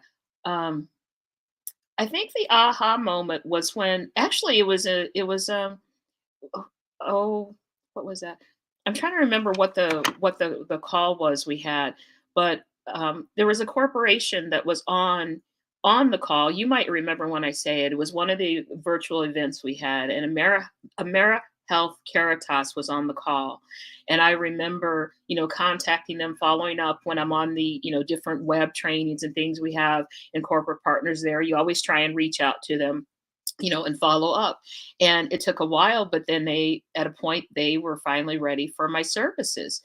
And we talked it through, and they didn't want just a typical virtual baking experience. They wanted me to tell a story. First, they wanted me to tell my story and integrate it in with the baking experience. But then as it evolved and some things changed for them internally, they said, well, we're getting ready to celebrate Juneteenth. And we would love it if you would do a dessert and tell the story with the historical connection for everything you're doing in the baking experience, to talk about what happened, in slavery and things of that nature for their Juneteenth celebration. And so I think, Dominique, that was my aha moment, because I hired a videographer, it's professionally filmed. It looked like a Food Network presentation, and it was 37 minutes long when it was all said and done. And after I finished that, I shared bits and pieces of that with other organizations. And again, they're like, that's pretty cool. Nobody else is doing that. And so it became that aha moment. And then it there's my word. It morphed into doing more from the DEI side. So it wasn't so specific, just a Juneteenth. I didn't want everybody to get stuck in, just I'm doing a baking experience for Juneteenth. There are a million holidays on the calendar that we can use to celebrate, educate, and bring awareness to further the DE&I message. And that's where the morph began. And that's where I decided, I said, I can make this more generic. And if a corporation wants a specific focus for a holiday for their employees, like I think we're in, the Hispanic Awareness Month right now, I believe that's going on, then we could do that as well. But if you want the more generic message, we can definitely do just DE&I. What a phenomenal story, right? So you have these business owners out there who are walking in this, I'll say, a small lane, right? And so they're like, I have my pastry, I bake cakes, right? And I'm going to bake cakes for the churches. And we're trying to say, okay, let's take that fabulous cake recipe you have and transition it and move it from a local mindset to a regional mindset to a national mindset and go from millions to billions, like Patty did with her pies, right? So look what Patty LaBelle did with her pies. And so I see you just taking this thing and it's just blowing up because, to our listeners, no matter what your business is, if you sit down and you take the time to look at it from a different level, change your paradigm and figure out how you can pivot, swivel, or morph, as Chef Maria has said, to take your business to the next level, if that's what you want to do, right? So, when you go from being able to fish to creating fishing processing plants to that way you can hire other people. So as your business grows, Chef Maria, right, you've now gone from just baking, right, to educating, right, to developing, right? And so now you're able to hire other people and have a team of folks going out and training folks on how you approach DE&I with baking, right? Who would have thought? I always use Andrea as an example as well. She does desserts, right? And I introduced her to BMW. Who would have thought she just got a 5-year contract with BMW to do their desserts for every national conference that they have? She never would have thought that, right? Thousands of dollars each year to put desserts on the table during the diversity conference, right? So that's going to catapult her to a whole nother level. It's a different mindset. And that's what I want our business owners to hear. Dr. Kelly talked about opening your business, but there's so much more than to open your business. Because if you just open it and you don't get it and you don't stay current and you don't learn how to pivot and swivel, your business will fizzle out, right? And so you've made your business market proof, right? So as the market changes, you're changing and evolving with it. Give our viewers some advice. You have business owners internationally listening to you. Give them some advice as a business owner. Okay. All right. And congratulations to Andrea. I know her. She was in the University of Richmond cohort. Yes. Excuse me.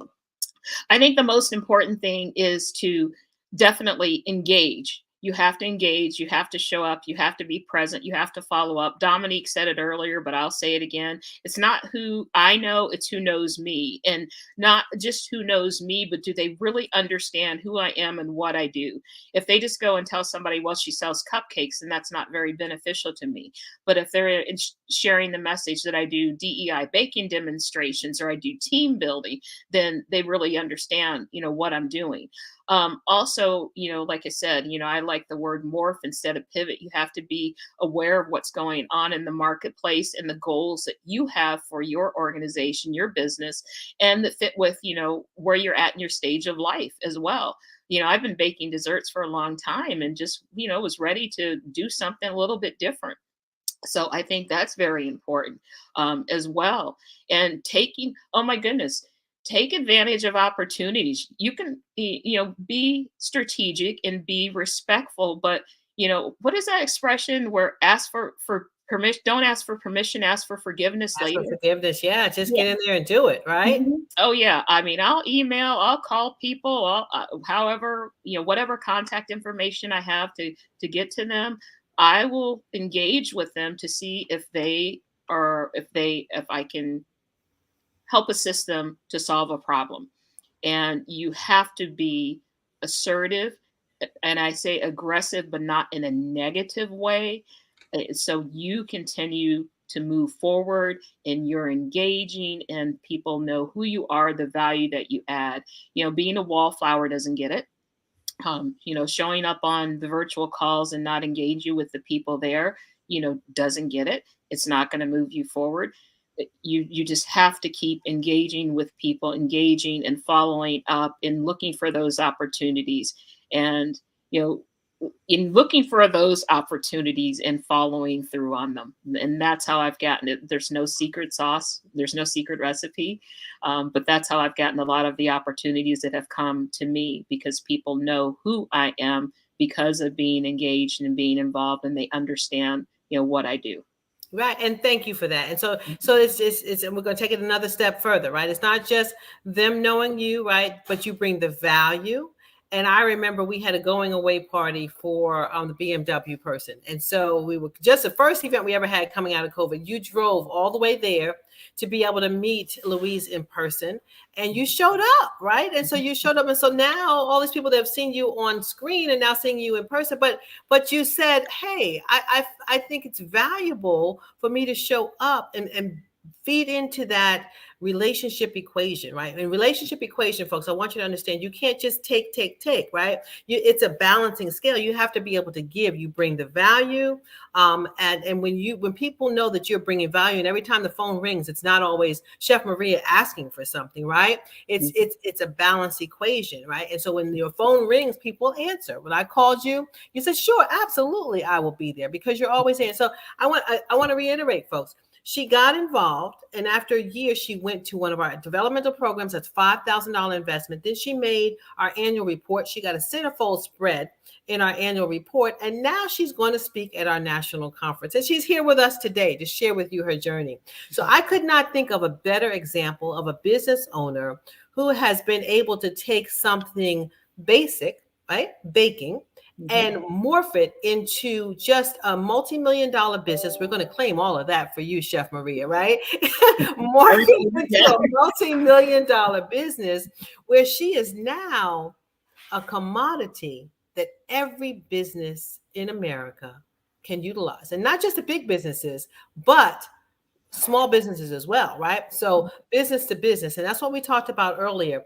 We need to be very intentional about where we spend our money and where we save our money. My husband is a financial advisor. I'm going to put his information in the chat, but you need to be investing your money and planning ahead so that, when the millions come, you have a relationship with somebody who can invest them for you and plan for you. Don't wait until you get those millions and billions, right?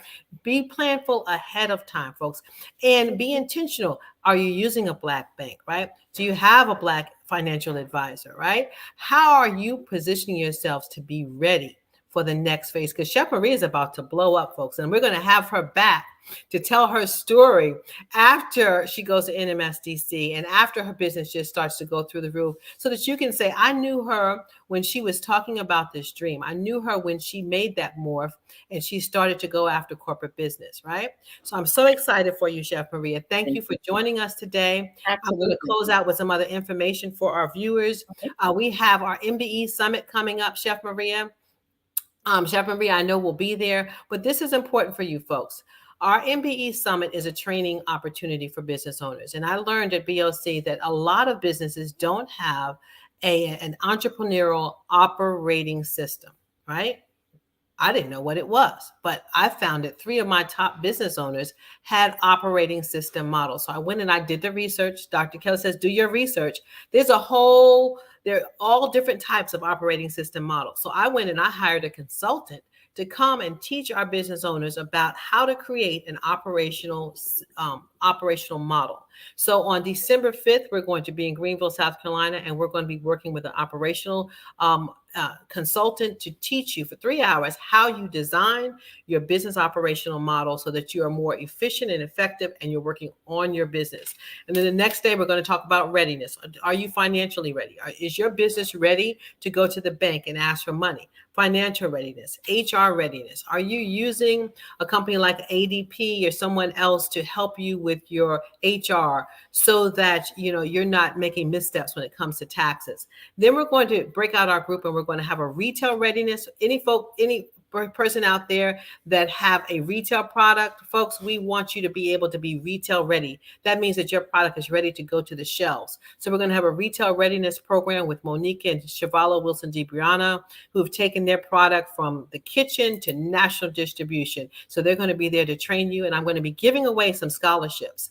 And then we're going to have a breakout session for people who have service businesses. Are you service ready? How do you package your service business to go to corporate America? So that is going to be the day. And then we're going to end with matchmaking for those businesses that are members of ours. That's going to be our day. I want to close out today to talk about the next generation of our work. You know, this is all about scholarships, folks. We're doing this here so that we can give scholarships to youth, get youth engaged in entrepreneurship, to understand that entrepreneurship is a pathway to success, is a pathway to make millions and billions of dollars. Well, this past week was phenomenal for me. I actually was invited to speak on a panel at Moguls in the Making. Moguls in the Making is a program from Ally. And y'all, I wish I could show you pictures, but there were 60 students. There were teams from HBCUs across this country competing for money. They were pitching. They came in on a Thursday. They left on Sunday. They had coaches, and they were working to get their businesses pitches ready. And the winners, there was a team, their teams of 4. The winning team got $20,000 per person.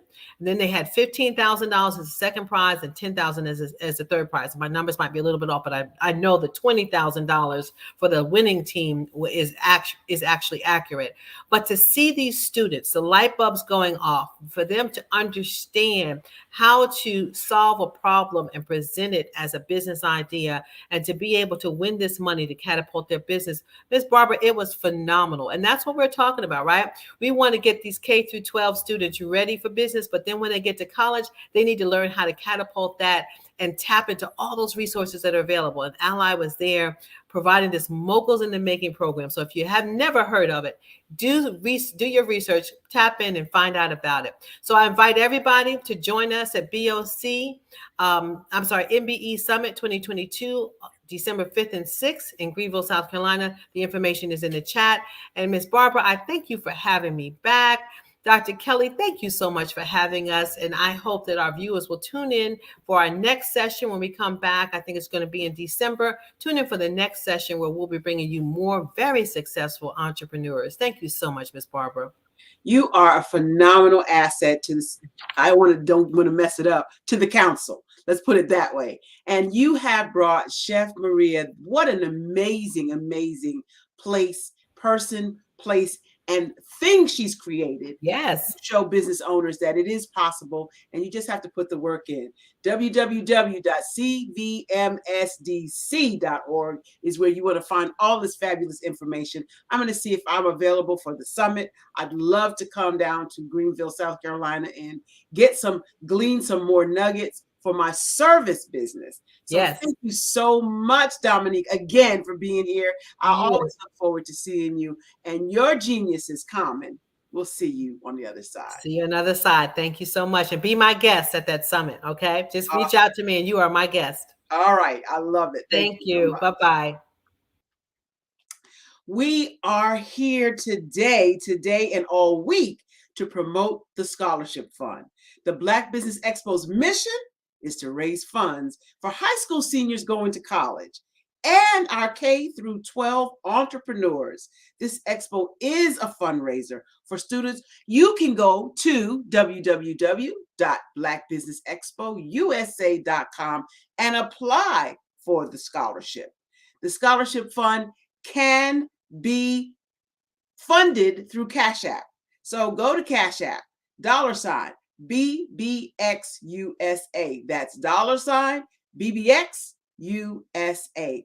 Our goal, to give $5,000 each to 10 students and 10 laptops. Again, students, to apply, go to www.blackbusinessexpousa.com. I want to remind you that every single dollar counts. So whatever you want to contribute, please do that. Send it to Cash App, $BBXUSA.com. At this time, I want to take a moment just to thank our special sponsors for September 2022. On that list We have First Atlantic Group, Creative Force Studios, First Financial Securities, NC100, Carolinas, Virginia Minority Supplier Development Council. We just had the marvelous Dominique Milton online. The Breathing Experience, Margie McLean Foundation, NC Living Realty, Cohesive Counseling Associates, Gateway Healthcare Solutions, Work the Thing Supplements, Live Shackle Free, WBNC Breaking Chains Radio, Nubian Media, 259 Mobile Media, Black House Media Group, 5-Star BDM, BHS and Associates, Black Multiverse Enterprises, Technicole Consulting, Carthon Consulting Group, Lotus Riche Ignites, Uniquely Different Enterprises, Career Communication, STEM City USA, Artistic App Design, I Define TV, Lee Entertainment, Genius is Common, and the Black Business Expo USA. We'd like to thank all of our sponsors for being a part of the Black Business Network and the Black Business Olympics. You know what? Genius is common. And I'll see you on the other side.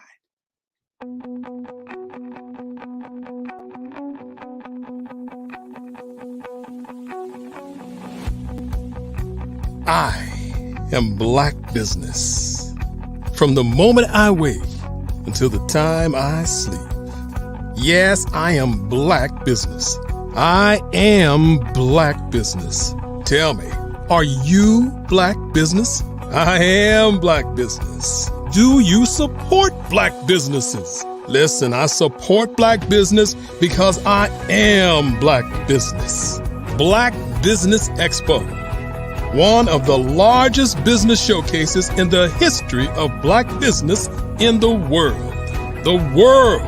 Sign up today at www.blackbusinessexpousa.com or call 919-308-9090. I am Black business.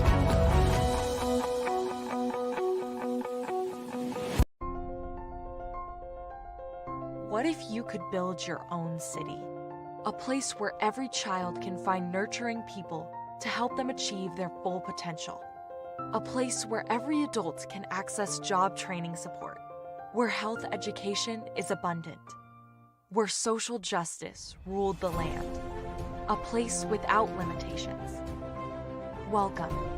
You have arrived at STEM City USA. It is what every city should be.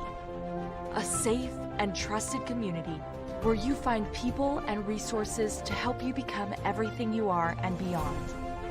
STEM City is unlike anything you have ever experienced. It is a digital twin of the world around you, only better. STEM City is about energy and soul renewal. It is more than a digital world. You can almost feel the power of live cultural events, music, and theater. STEM City promises a better future for children with caring mentors and hands-on activities with dedicated tutors to support our youth. STEM City is your passport to a healthy lifestyle with weekly events addressing our community's many issues. STEM City is your financial well-being with helpful information on wealth management, career advancement, job training, and so much more. STEM City is the community you deserve. It is the city where your dreams can come true. STEM City USA, a place in the sky that is accessible to all who reach for the stars.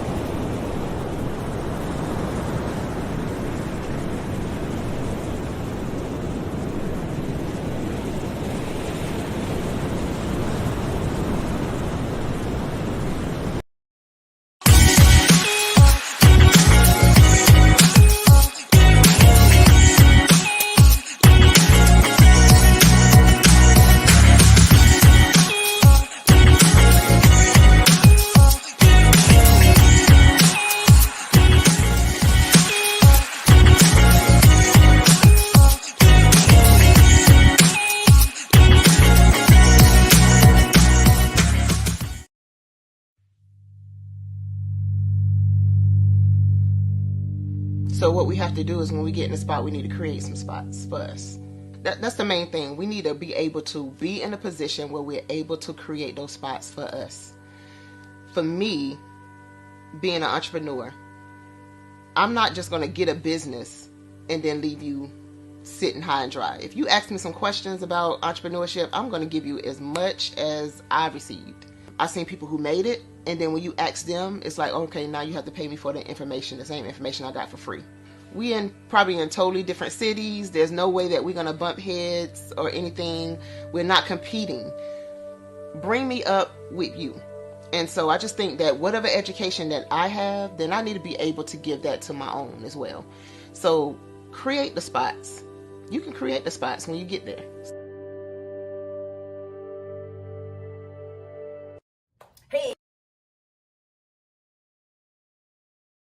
Hey, it's Fran Harris, founder of Electra Sports Beverages. So excited that you are joining me right now for this live broadcast where I am finally launching my sports beverage. Now, Electra is a better for you functional beverage company that other things will come after in a few years. But right now we are launching one of the better for you, in fact, best for you sports drinks on the planet. Now, a lot of people will say, why would you start a beverage company when you got other competitors, huge competitors in the marketplace in this space?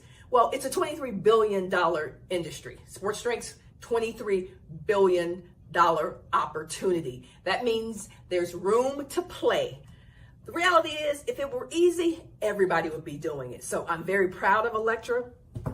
Very proud of what Electra stands for. I'm very proud of this nutritional panel back here because we didn't miss a beat. We knew that consumers were looking for better taste, higher functionality, lower sugar, fewer calories.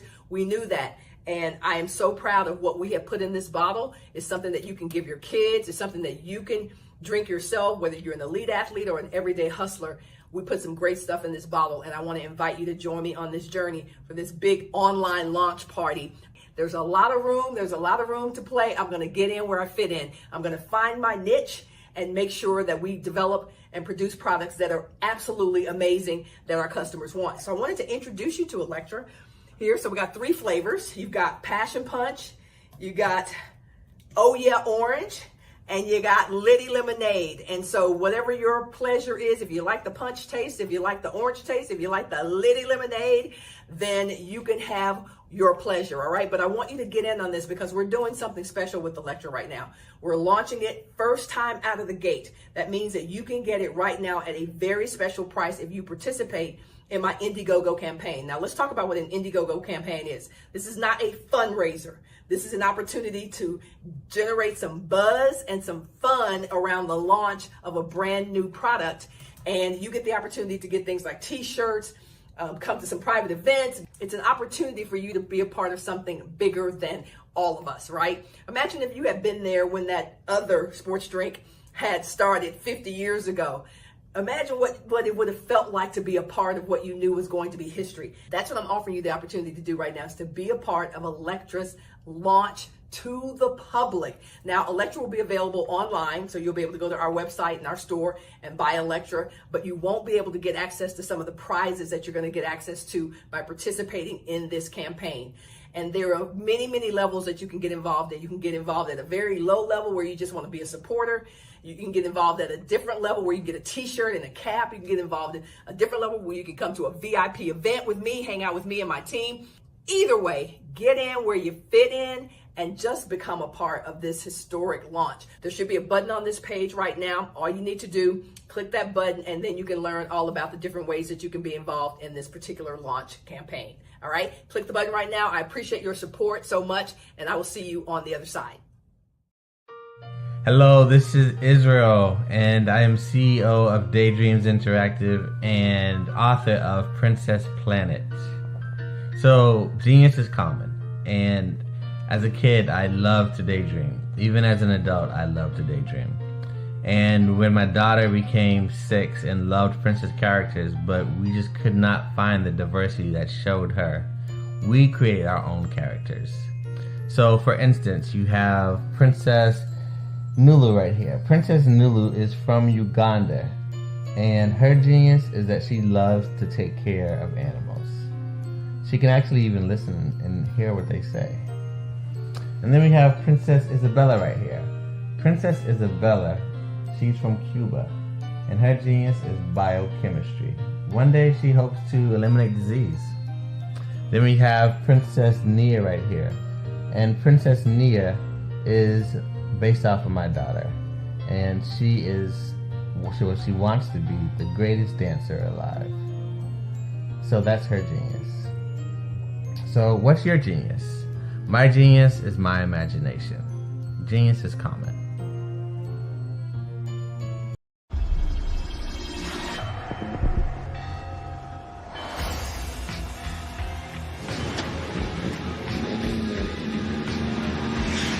La connexion. La connexion.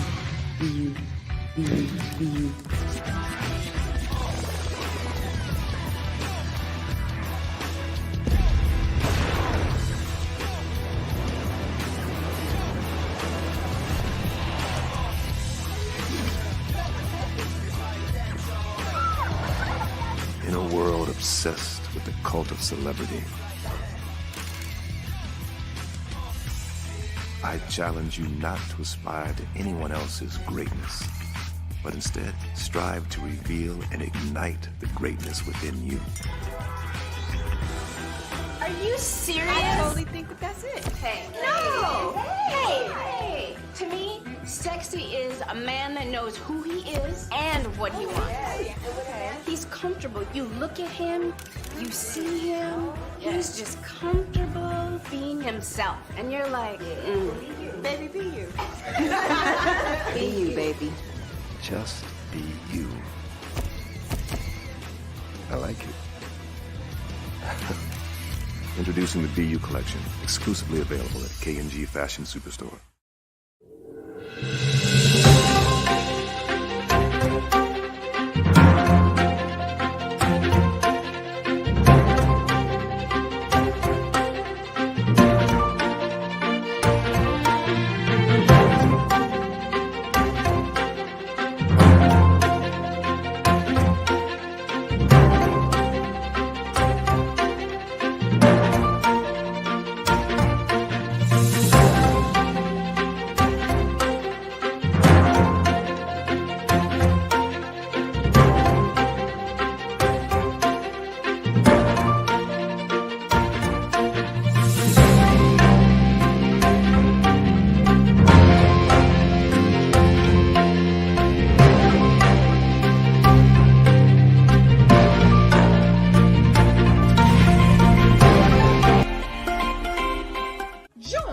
Dr. Eric Kelly III and a host of phenomenal speakers from all around the globe for this 7-day virtual event that you don't want to miss. The mission of the Black Business Expo is to raise scholarship money from kids all the way from high school, all the way from college. The Black Business Olympics is one of the largest Black business showcases in the world. It is an opportunity for businesses and companies to showcase their businesses globally. We are going to be giving away laptops up to $5,000 away to students. Again, I'm Olivia Appleberry, the founder of 2 Cents Finance and one of the speakers for the expo. I am so excited to see you there. For more info, go to www.blackbusinessexpousa.com or call 919-308-9090 and hope to see you there.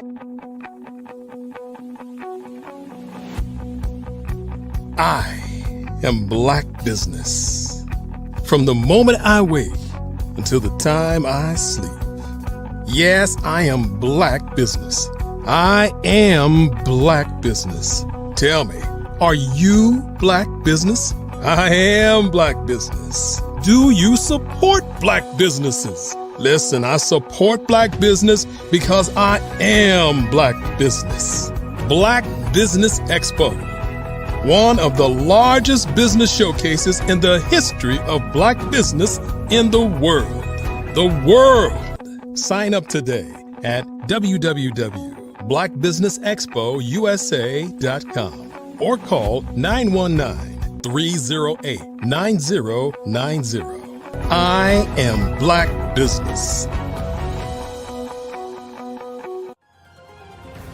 I am Black business. From the moment I wake until the time I sleep, I am Black business. I am Black business. Are you Black business? I am Black business. Do you support Black businesses? I support Black business because I am Black business. Black Business Expo, one of the largest business showcases in the history of Black America in North Carolina. Sign up today at www.blackbusinessexpousa.com or call 919-380-9090. I am Black business. I am Black business. From the moment I wake until the time I sleep, I am Black business. I am Black business. Are you Black business? I am Black business. Do you support Black businesses? I support Black business because I am Black business. Black Business Expo, one of the largest business showcases in the history of Black America in North Carolina. Sign up today at www.blackbusinessexpousa.com or call 919-380-9090. I am Black business. I am Black business. From the moment I wake until the time I sleep, I am Black business. I am Black business. Are you Black business? I am Black business. Do you support Black businesses? I support Black business because I am Black business. Black Business Expo, one of the largest business showcases in the history of Black America in North Carolina. Sign up today at www.blackbusinessexpousa.com or call 919-380-9090.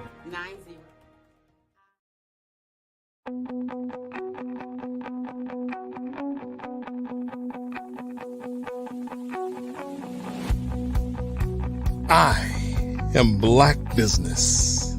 From the moment I wake until the time I sleep. Yes, I am Black business. I am Black business. Tell me, are you Black business? I am Black business. Do you support Black businesses? Listen, I support Black business because I am Black business. Black Business Expo, one of the largest business showcases in the history of Black business in the world. The world! Sign up today at www.blackbusinessexpousa.com or call 919-308-9090. I am Black business.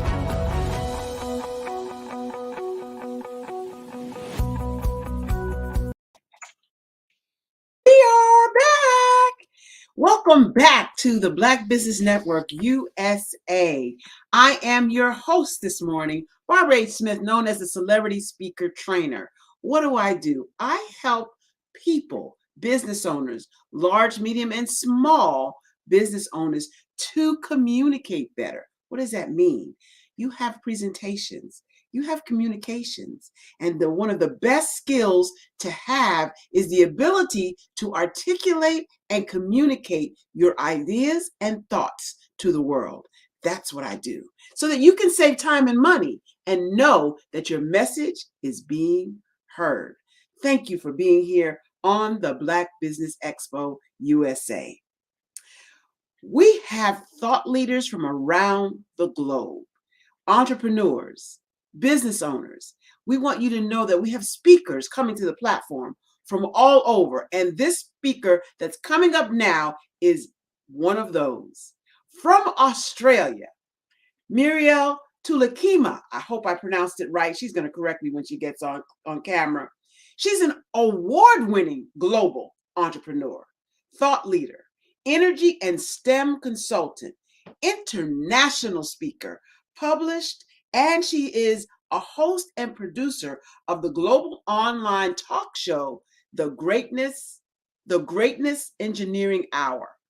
She recently created an entrepreneurship ecosystem to support African entrepreneurs, 85% are women, comprised of global investors, international business coaches, with the objective to build $100 million of a $100 million fund to create 100,000 new businesses in Africa by 2030.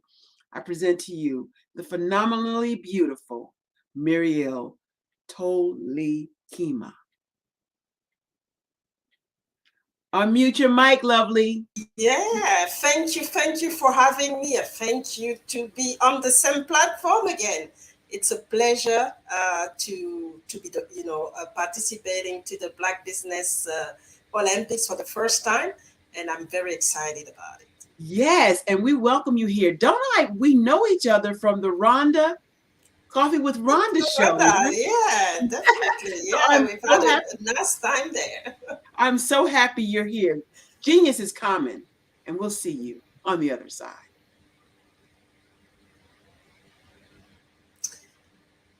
So thank you for giving me the opportunity to be here. I really want to share about my global experience. So as Barbara was saying, my name is Muriel Tulekima. I'm originally from Africa, actually. I was born in a country called Gabon, a French-speaking country, and very small population. So opportunities were not, there was not a lot of opportunity. And, the reason why I pursue, the global market. But just to give you a little bit of background, so started my my journey back home in Gabon. So I'm an engineer by formation, a petroleum engineer, worked in the energy sector for 25 years globally, and decided at some point, 15 years into working for corporates, to look at how I can, switch to entrepreneurship. So did it part-time, and then became a full-time entrepreneur about 7 years ago. And I've learned so much from different markets and different ecosystem, and I really wanted to bring it back to entrepreneurs who are struggling, especially women women of color back home in Africa, and that's how I started the ecosystem that Barbara was talking about. So it's under my name. It's a Muriel Kima, entrepreneurship ecosystem, and we are helping women to, because in Africa, women are actually business. They are into business, but they are into the informal business. So they need support to be able to transition from the informal sector to the legal sector, and that's going to empower them, not only in help them to grow their business, but also to empower themselves economically, because as you can imagine, being in the informal sector, they are very exposed, and sometimes it's to make ends meet. So they need this support, especially get the opportunity to raise funds, and also the opportunity to learn from what is done, and get the flexibility that they need to be able to spend more time building their businesses from very small businesses to something that can actually help them to have to take care of all the charges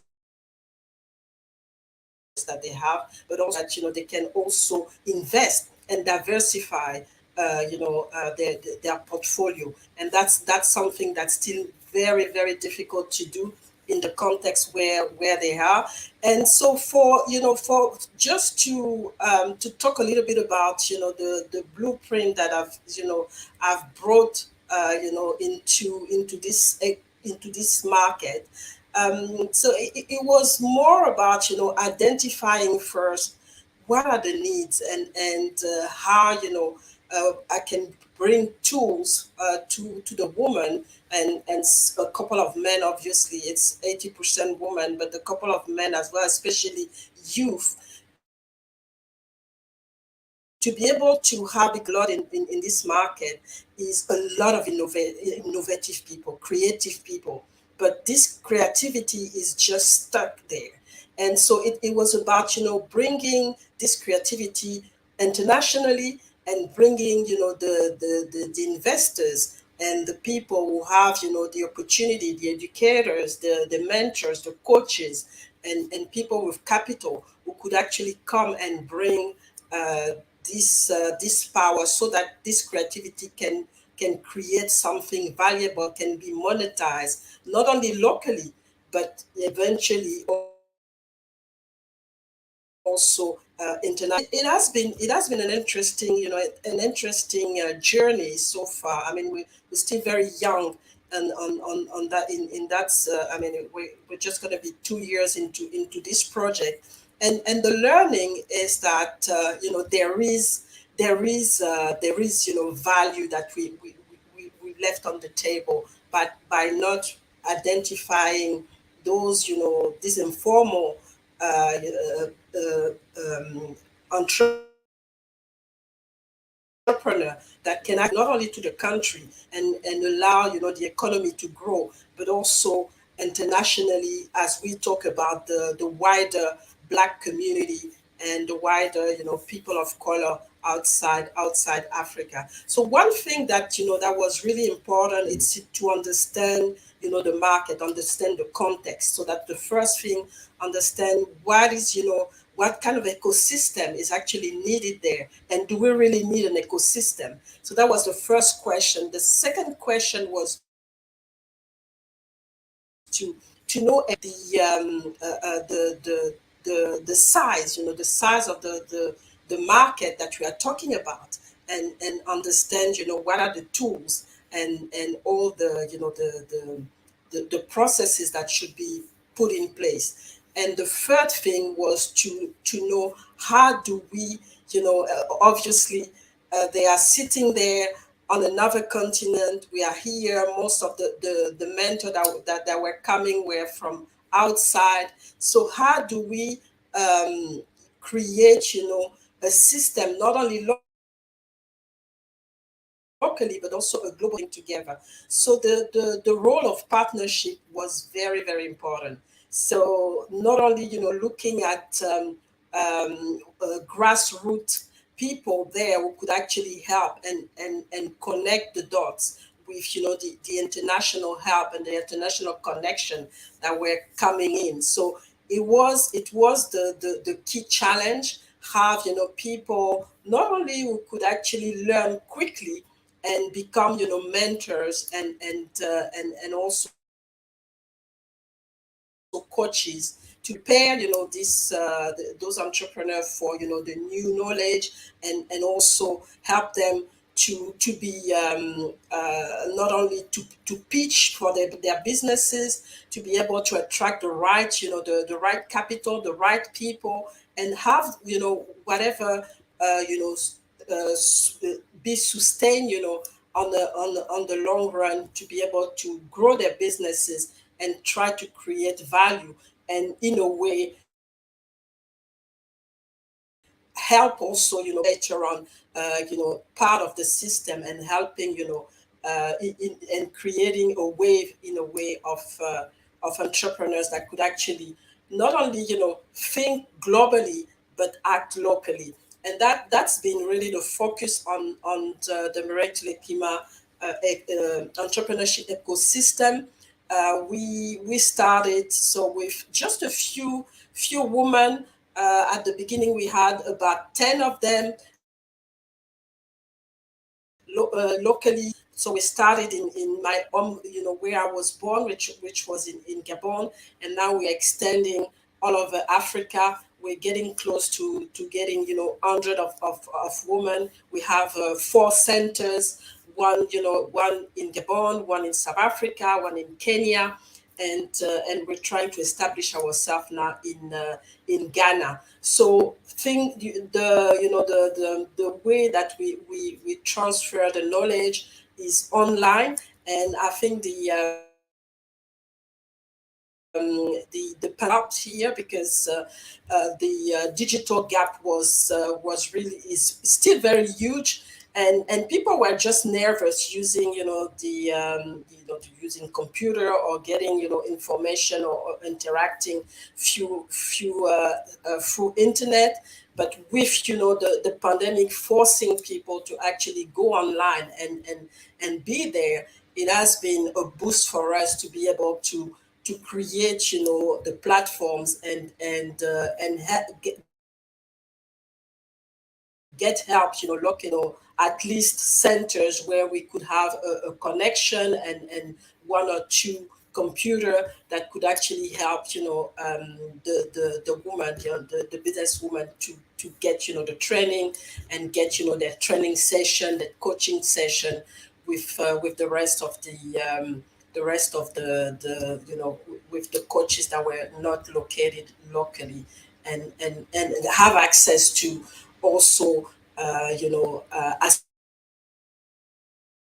association groups where they could actually learn from some of the women who are doing well outside the continent or in the continent and be inspired by those women.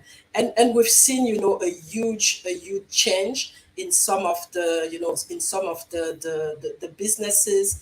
We had a young lady who was she was very good using computers and just at the basic level, and we managed to upgrade what she was doing, and she's now a virtual. She can work from locally and get clients not only in where she is. She's based in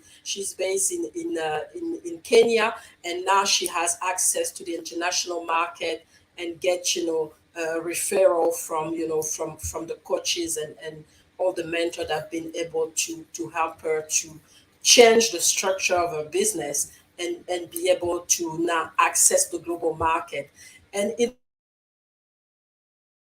has been an interesting exercise because what we saw is that before we came in, it was really a mindset problem because the opportunities were there, but because they were focusing on practical things and not looking and really limiting themselves to their environment, it became really a limit for them. So what this ecosystem is bringing is opening doors for them to understand that even if they don't locally, they can actually access opportunity outside their community, outside their region, and really go out there globally. It's just a matter of getting the right, first of all, the right mindset, and then getting the right support and reaching out to the right people to be able to upgrade themselves and get the knowledge that is necessary, get the tools and use the processes that are available and working elsewhere for them to be able to position themselves not only but also grow and expand their capability and the capacity in that regard. So it has been a very interesting thing. And one tool that I actually that was really good was actually the show. So when the pandemic came in, I started the Greatness Engineering Hour show. And the objective of the Greatness Engineering Hour show is to bring people, from all over the world on bringing entrepreneurs to inspire this community of of women, to this community of people, to inspire them to actually get, because what I asked my guests is to share not only their stories, but to share also the tools and the processes and how they went about managing the challenges, the risk that they had to go. Fashion is very good for for the women that are part of the ecosystem, because they realize that they can actually do it. It's not yes, they are going to have blockages. Yes, they are going to have any a lot of sometimes very a lot of challenges, but they are processes, they are blueprints, they are tools that they can use, and people have used those tools. People have been successful in using it. It is really very the satisfaction that we get from seeing them shifting from this mindset of being powerless and not seeing opportunity to embracing the challenges that come with entrepreneurship, embracing the local challenges, but having the vision and faith that globally they can actually do something. They can actually attract some clients, and they can actually do well in on the global market. And it has been very rewarding to see that, to see the change, and to see that there's hope. And in a way, what's good as well is that we've seen it. The world is changing for a lot, for the entrepreneurship. We live in a world where everything is volatile. There's a lot of uncertainty. There's the ambiguity, the complexity. So it is important to connect. It is important to create the right partnerships, because it's difficult to go alone now. So this support, this support that we bring is welcome, and it can actually position them to not only get the opportunity to partner or to collaborate with different set of entrepreneurs in a different location, in a different community, in a different country, but also help them to learn and to go to the next level and understand the gift that they have, a gift and greatness, and it's creating value somewhere. Even if it's not where they are, it can create value for someone else somewhere, and they make money out of it. Because I think at the end of the day, it's about being able to sustain themselves, being able to, because a lot of the women that we get are from the grassroots in the community. So getting the opportunity to take care of the community, the extended family, their children, and being able to at the same time have a career and get to grow as entrepreneur. And it is a very good process that we that they go through, and we're really enjoying seeing them going out there and being part of a solid international ecosystem that can actually help them. And in return, they can also, because we ask them when they start to have result, to also coach and someone in their community that can also benefit from the success that they have, and then create this ripple effect that is really important for us and for the economy to really be sustainable, and have them to participate in the economy. Because as I was mentioning before, most of them were part of the informal economy, so where there's no rule, and where most of the time they're really at the bottom, and they don't really get to to get the money that is, that they work for, but also they are not visible. So the visibility and being able to monetize now what they do at a good, at a good rate, and get, the reward, is actually helping not only them, but it's helping their families, it's helping their community, and it's helping us because, as as a actually ask them anything when they come in, but we get to be participant in some of the businesses, especially when they are successful, take some shares in their businesses, or have a certain form of contract that we can where we can have some remuneration as well, because we're providing the full system, and for us it's also a source of income that actually quite sustainable to support us in the different area that we are in. So really really important to and that's what we're telling them, really important to think global, instead of getting stuck with the different limitations. We know that in some of the the countries or the region where we have the woman, the banking system is not really them. It become very, it's really difficult to raise funds. So we've created opportunity for them to access, be able to crowdfunding, and have external people who have the capacity to invest in there, because they're small businesses. So if you live in the US or even in Australia, because of the difference, the currency difference, even with $500, you can actually make a difference in the life of the person. So lending this amount of money, and then getting it in a different way, either as a participant, as a shareholder of the company at some point, or getting paid back whatever, with interest, whatever is been invested in the business. So everybody wins in this situation. So it has been a very important, a very experience, especially for me coming from those community and now being on the other side.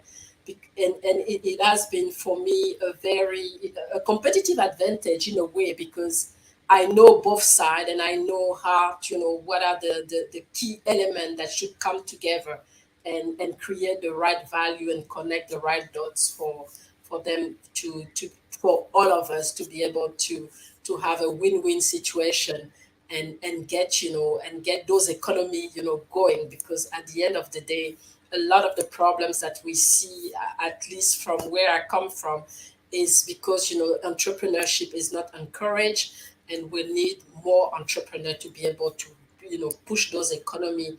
It's not because a lot of the especially the education system is about working for the teaching you to work for the government, and or for a big company. But now the economy is different. We need those small businesses to be able to run businesses and create employment, because we are doing it really to create employment locally, and make sure that people understand that they can actually be the economy. They don't have to wait for the government to do everything.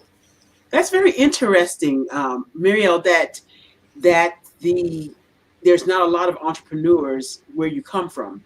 Because when I traveled to Africa, everybody was an entrepreneur. They may not know how to do entrepreneurialism the way we talk about it in the United States, or maybe in Australia.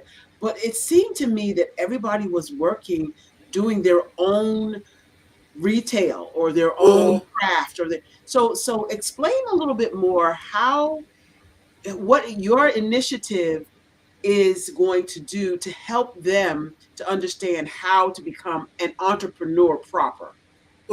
So that's what I was saying at the beginning, when I was explaining that they are entrepreneur, but they are in the informal sector. So like you just mentioned, they do a lot of things, but it doesn't actually, it's not what we call really entrepreneurship, where you can actually think about something sustainable or something Right. that's going to have a real impact in the economy where they are. So what we're doing is we pair them, we find, entrepreneurs who can actually mentor them or coach Yeah. them to be able to have the fundamentals, because at the end of the day, being an entrepreneur is not just, waking up and coming and, so have the fundamental about, the finance, how to market themselves, how to pitch, so have them pitch ready, especially if they have to access, more funds from outside their Right. their countries, and have them to understand that they need to do the research, because sometimes what we've seen is that a lot of the small businesses, they become entrepreneur because your neighbor become entrepreneur. You think, oh, Right. he must be making more lots of money. I go and Right. do it. So it's important that they understand as well that yes, you can do it, but you need to understand, is there a market there? Are you really gonna make money? And if what are the steps to Right. be able to make the sales and to be able to sustain yourself, especially if you want to be a full-time entrepreneur. So that's what we're doing. We're filling this gap where we bring experience from outside or experience from another country in Africa, and say, okay, this is how it's done there.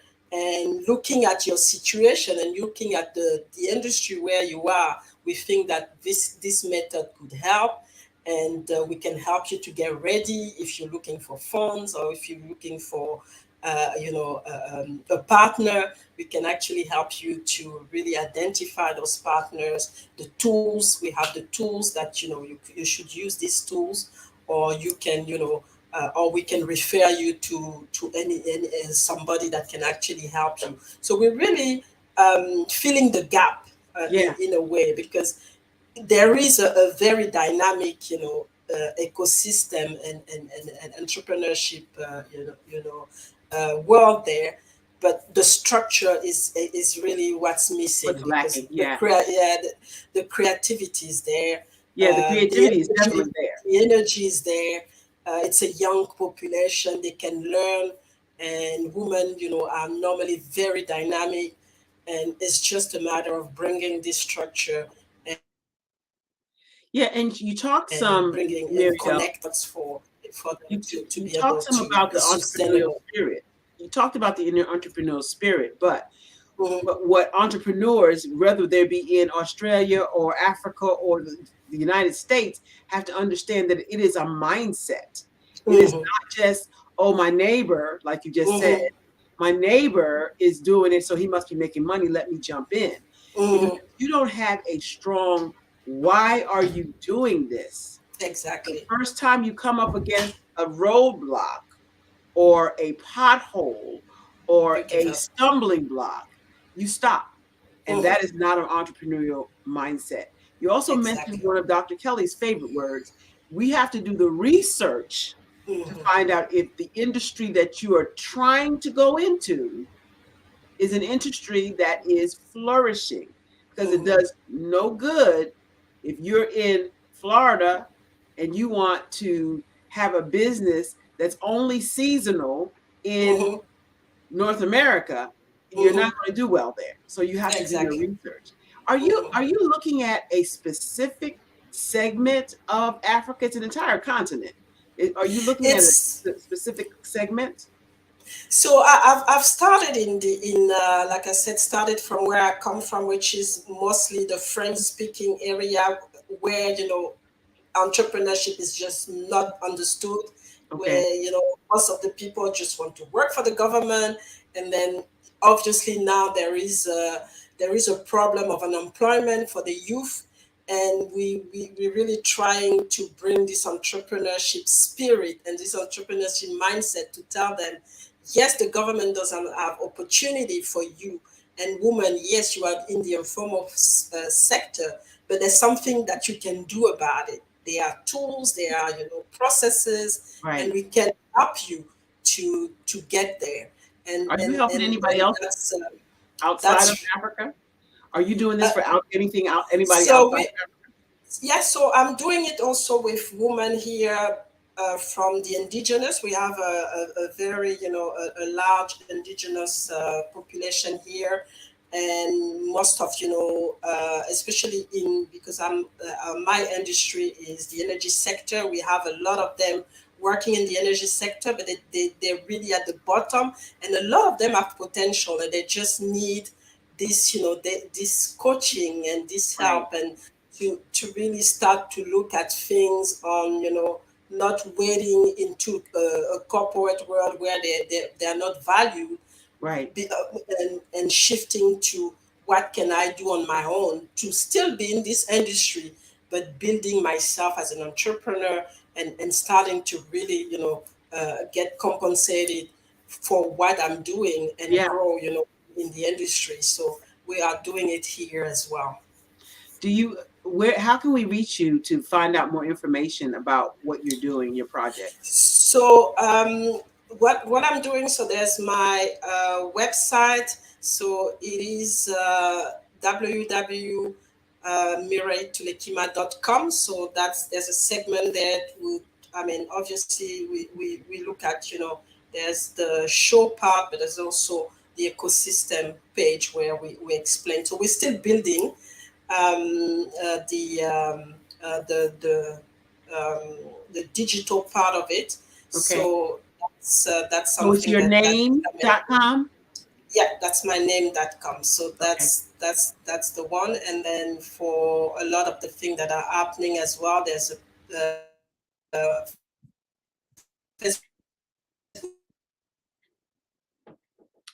page, Lekima Global, and also Lekima Global as well on LinkedIn. And we use a lot LinkedIn because we're really looking at targeting professionals and companies to be able to accompany us into this journey. You skipped out on the information for the LinkedIn page. Your video. Okay, information for the LinkedIn page is Mirai Lekima Global, so the global leadership. So whatever is global leadership is part. Yeah. And it's part of the ecosystem. It's part of your global ecosystem. So well, we really appreciate your information it's part of the today. global leadership. Okay, part of the global leadership. You can find it on LinkedIn under Muriel Tulekema, and you can find Tulekima. Tulekima. Yeah. Tulekima. Yeah, and that's you correct. can find it on LinkedIn at Muriel Tulekima. Tulekima Global Leadership. Yeah. Global leadership. So her information's out there. We thank you so much, Muriel, for being here. You have given us a plethora of information, and we're so happy you're in the space of helping and mentoring young entrepreneurs, because that's what this is all about. Thank you again for all your time and your information, and we'll see you on the other side.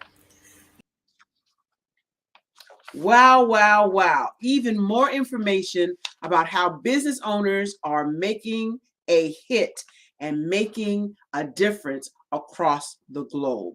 I want you to know that it is for no reason other than to promote scholarships. That's why we're here. We are here to help K-12 entrepreneurs as well as the seniors graduating high school to become entrepreneurs or go to school. This is why we're here. We're here promoting the scholarship fund. This expo is a fundraiser. Let me say it again for the people in the back.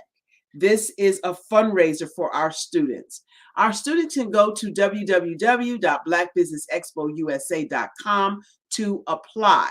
You, as business owners out there, thought leaders, entrepreneurs, please contribute to the scholarship fund. It's Cash App, $BBX USA. That's Cash App, $BBX USA. No amount is too small. Our goal is to provide $5,000 per student for 10 students and 10 laptops so that they can start their collegiate journey on point and on track. Thank you so much in advance for contributing to the Black Business Expo and the Black Business Olympics. Go to www.blackbusinessexpousa.com to donate. We want to also thank all of our fabulous sponsors for the September 2022 Black Business Network, Black Business Olympics, and Black Business Expo USA. This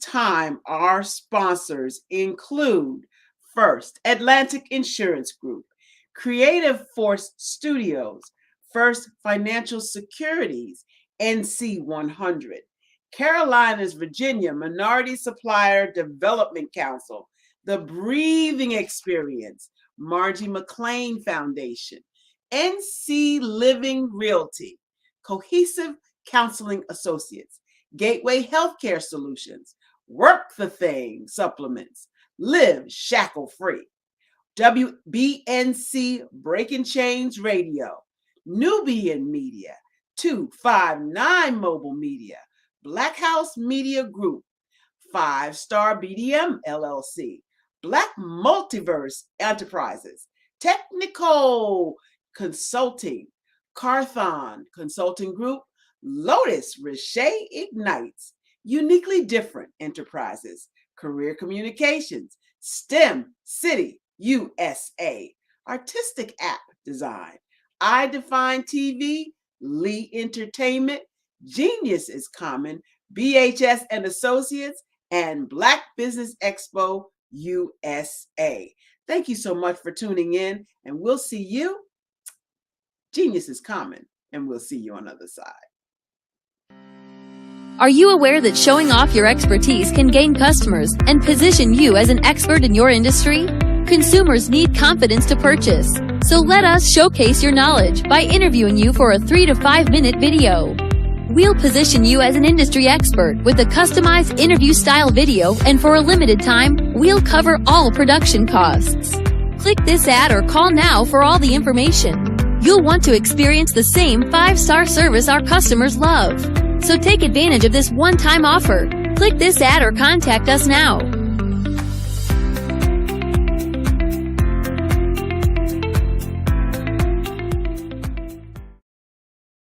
Hey there, welcome to Get Lit Worldwide. We are your global reach influencer marketing agency, here to help you bring your exposure back, especially during this pandemic. Get Lit Worldwide is brought to you by the Emmy Award-winning executive TV and film producer, Tommy Morgan Jr., and producing partner, Val Ortiz. So that pretty much makes us an award-winning marketing agency. With us, we only do marketing that works, using the most viral, captivating, and ROI-focused social media influencer campaign strategies for brands. So let me go ahead and tell you the truth. Businesses can no longer afford to ignore the popularity and importance of social media platforms promoting their products and services. We connect companies to our highly sought-after, exclusive influencer database across all major channels, guaranteeing authentic, memorable campaigns that yield immediate results, powered by insights, data, and creativity. Don't stay behind that 8 ball. Learn the advantages of partnering with social media influencers to showcase your brand. This is the future of authentic and people-centered marketing. Let us show you how our services will get you lit worldwide.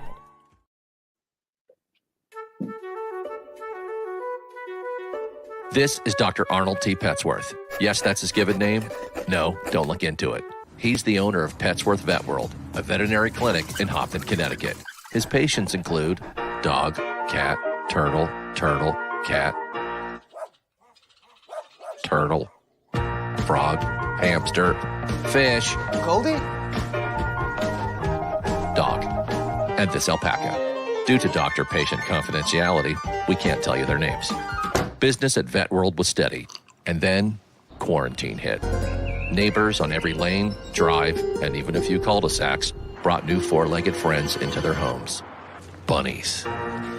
Bunnies. You guys are so cute. Bunnies. You are so cute. Bunnies. You're so cute. Bunnies everywhere. A lifelong lover of Laporte, Dr. Petsworth welcomed these new patients with open arms. Hi, how you doing? How is she? Did you meet Jackie? Jackie, Barbara, Jackie? This is Betsy. The only problem? There were more appointments than he could manage. Yes, I'm gonna get to you. Give me a second. We're gonna get you in real soon. Don't worry, all right? And then...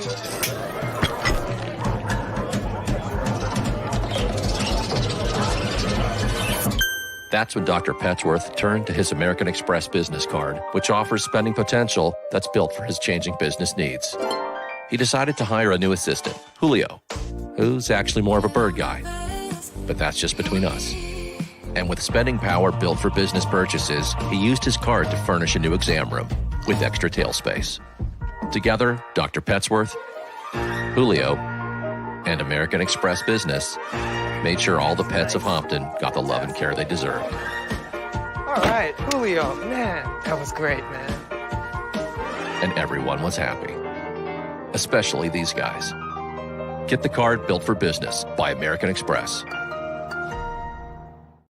I'd like you to imagine with me, if you will, opening an app where you can collaborate with like-minded individuals from around the world, get inspiration and in-app tools to launch and grow your business, as well as share your knowledge and earn compensation, all in one app. Well, the name of that app is Truso, short for Truly Social. Hi, I'm Matthew Newman, the founder and CEO of Truso. A new concept in social media, Truso is designed from the ground up to be a platform that's both social and empowering for all its users. How exactly do we do that? I'm glad you asked. First, Truso brings the world together via video. Psychologists assert that video provides a significantly more effective connection than audio only. When you enter a community on Truso, you're face to face. Second, on Truso, you don't have to have 1 million followers to monetize. Our business model allows all hosts and moderators to monetize, no matter the size of your following, by 1, producing fee-based content, and 2, inviting others to join the platform as subscribers. Even more, Truso has an in-app resource library with over 100 free resources, forms, and documents to help you build your brand and grow your business. Third, Truso is inclusive. The deaf and hard of hearing communities make up 360 million people worldwide. Unlike audio-only apps, Truso embraces this community, providing a networking platform that allows them to participate via video and closed captioning. We even have a deaf and hard of hearing foundation in the works as well. Fourth, Truso is both social and safe. We refer to Truso as a virtual extension of the beauty shop, barbershop, and brainchild of the community. A place where there's laughter, along with wisdom, growth-oriented conversation, and genuine connections in a safe space. Truso even has proprietary security to ensure we maintain a safe environment for everyone. Where are we at now? Truso is live, y'all. We've launched in beta, and we're acquiring users daily. We have an incredible development and marketing team, plus amazing celebrity influencers at the table, helping us spread the word around the globe, beginning within the African diaspora and beyond by creating a safe space for growth, connection, and collaboration. We're truly excited about Truso. We've created something special for which there is a global market. And we invite you to embark on this journey with us as a shareholder. The future for Truso is truly bright. Join us and let's go there together.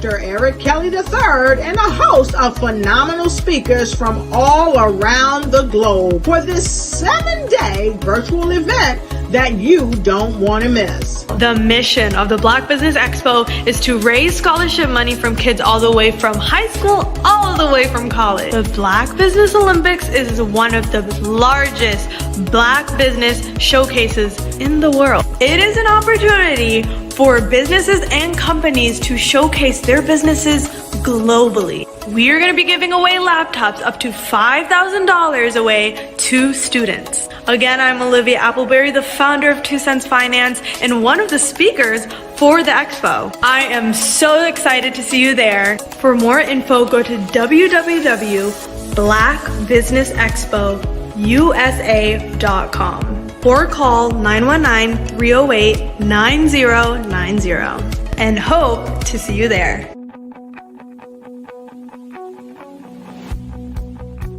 I am Black business.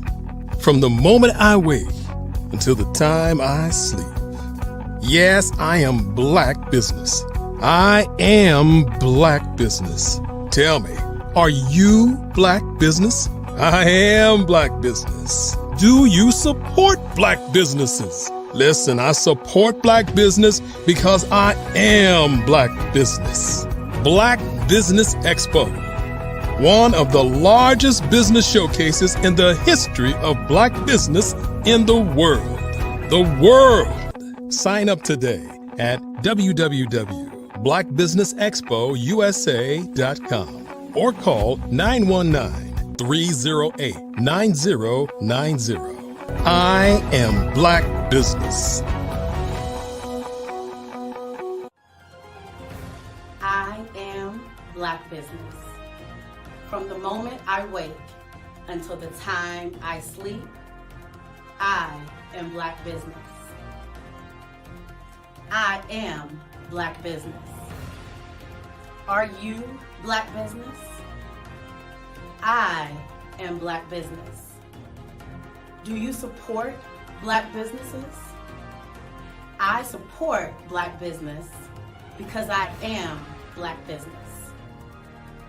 Black Business Expo, one of the largest business showcases in the history of Black America in North Carolina. Sign up today at www.blackbusinessexpousa.com or call 919-380-9090. I am Black business. I am Black business. From the moment I wake until the time I sleep, I am Black business. I am Black business. Are you Black business? I am Black business. Do you support Black businesses? I support Black business because I am Black business. Black Business Expo, one of the largest business showcases in the history of Black America in North Carolina. Sign up today at www.blackbusinessexpousa.com or call 919-380-9090. I am Black business. I am Black business. From the moment I wake until the time I sleep, I am Black business. I am Black business. Are you Black business? I am Black business.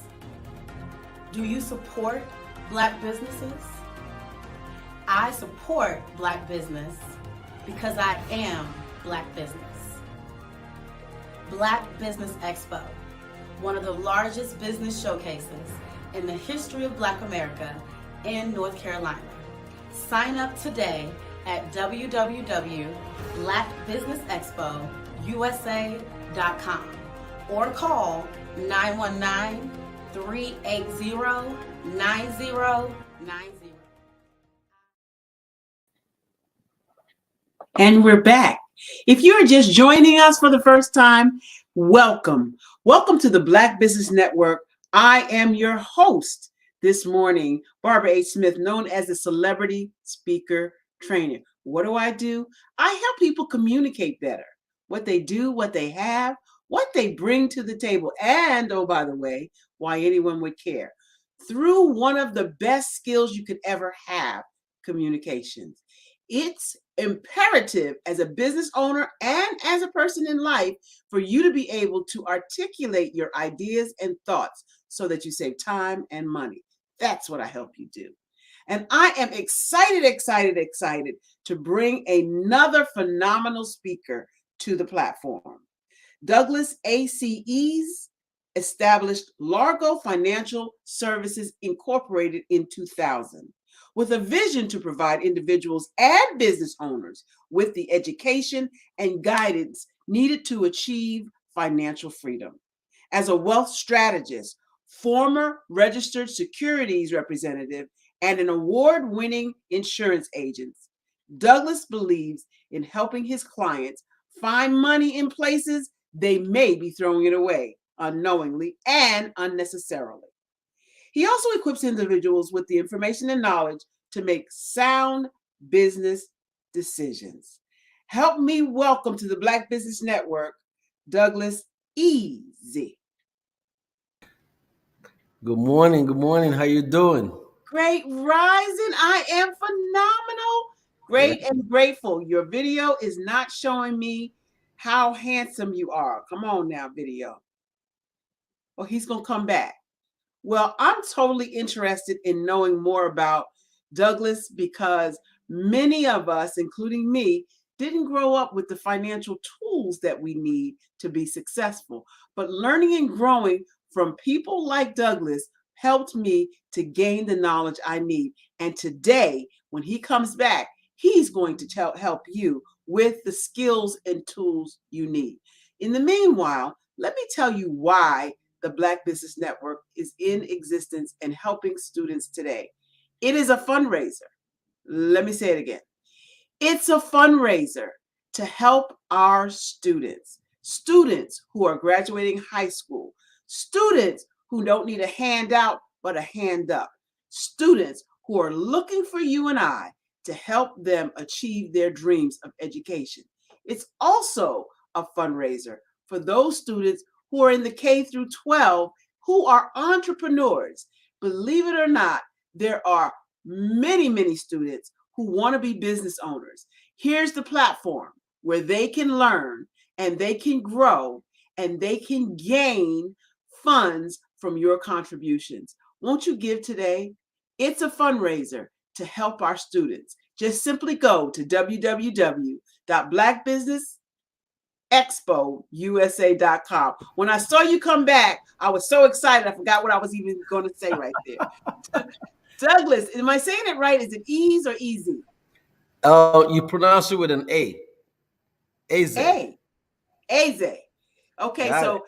where is that naturally coming from? Where are you? Where's your root? Originally from West Africa, Nigeria. So I'm with the I'm on the Igbo side. Igbo. Yeah. So Eze I know means Igbo king. well.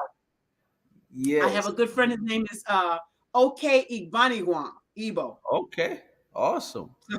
So I am very familiar. Well, I'm looking Eze forward to means your king, presentation. just to say. Say again? Say again? Eze means king. Ah, Eze means king. I love it.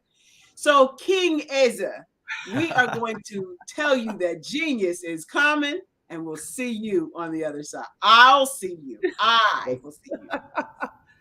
Definitely. Thank you so much for this opportunity, to share. Been in the financial service industry for a long time, also an entrepreneur, business owner.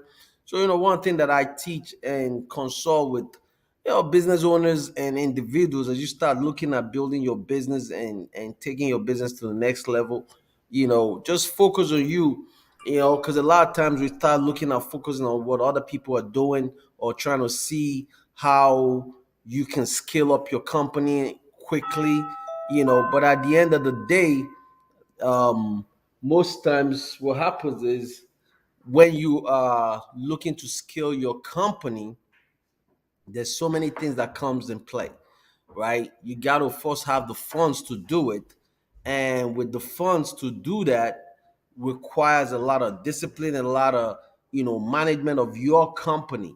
Because when it's all said and done, you're gonna be the what I call the president, you're the vice president, you everything for your company when you're starting off brand new.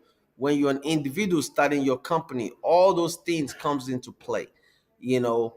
And then when you start hiring people, because you've already played the different roles in your company, then it kind of makes it a lot easier for you to find the right people that you want that can replace you, that could replace exactly what it is that you're looking to do. For example, I don't just bring in anyone to just, be my executive assistant, right? Because I know what I'm expecting when it comes to an executive assistant that's going to work with me.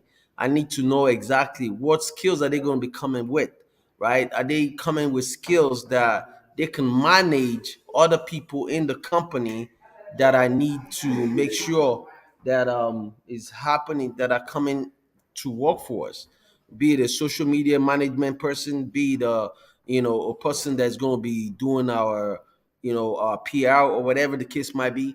We want to make sure that that executive assistant is able to manage that team. Be it my copywriter, if you're looking to publish a book or whatever the case might be as a business owner.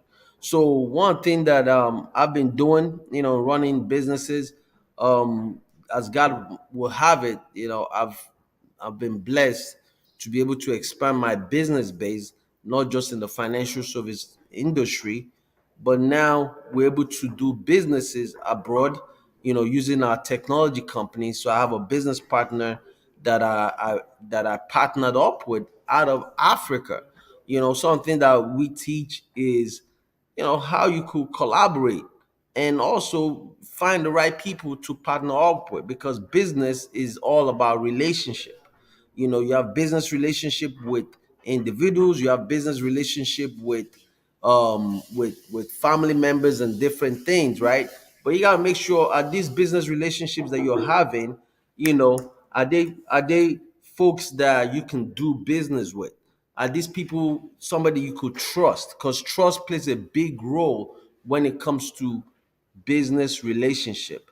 And a lot of times we miss out on those things, and we hire or bring in the wrong person to help you in your business, and they end up coming to do what? Taking advantage of you because you didn't know any better. So trust is very, very key. It's a very, very important part of every business relationship that we have. So with that said, 1 second, people. That's what happens when you have your with today's world. We're doing business. Can you leave those things alone, please? Okay. Thank you. You just close the door. Thank you. Thank you. But that's life. That's what happens in life, right? So today I'm actually working out of my home. We're heading to the office later, but everything happens. So you got to manage people, right? Different aspects of the world. So folks, today, I've been blessed to play different roles, not only in the financial service business, but I also have a technology company. I'm involved in real estate. I also have a consulting company that I consult with business owners and individuals. And I also play roles in other industries and foundations that, either I have a very important role, like one that I just got elected on, just to kind of share, which every business owner here should be thinking about becoming a member of it too, especially if you're thinking to go globally. So today, I've been appointed as the chair for the African Chamber of Trade and Commerce for Africa, here in America, for the US chapter.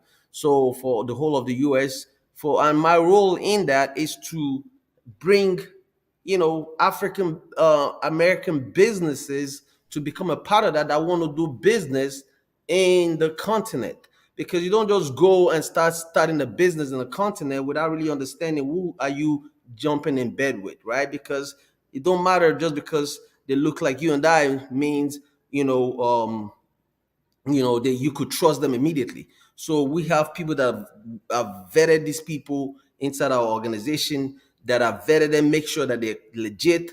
And our president actually, she is an intellectual property attorney in 14 countries in Africa. So she's a trademark expert. So, we have some powerful talent in the organization. And that opens up a lot of doors for us, in the diaspora. That's we here in the US and other parts of the world. So it's the African Chamber of Trade and Commerce. There's a ton of companies, and we're on the private sector. We're not controlled by any government agency, which is very key, because when you think about the African entrepreneurs and the African young people like you and I, young folks, coming up that want to be something. I remember, when you ask people in Africa, especially the young ones, who do you want to be like, right? Either they want to be musicians or sports figures, but most importantly, a lot of them want to go into politics and they want to be politicians. But here in America, when you hear ask young people, who do you want to be? They want to be entrepreneurs. They want to be business owners. So why is it that in Africa, a lot of the talent and the young folks want to go into politics? Because that's all they see. They see that, that world. So we have to change that narrative and show how businesses have a vital role in the African community. And there's so many folks. I just shared, like, my business partner in my technology world business is an African from Africa, from Cameroon. Why is that? Why did I go all the way there to find a business partner? Well, because the boy is talented, 34 years old, cybersecurity expert, knows his stuff, coder.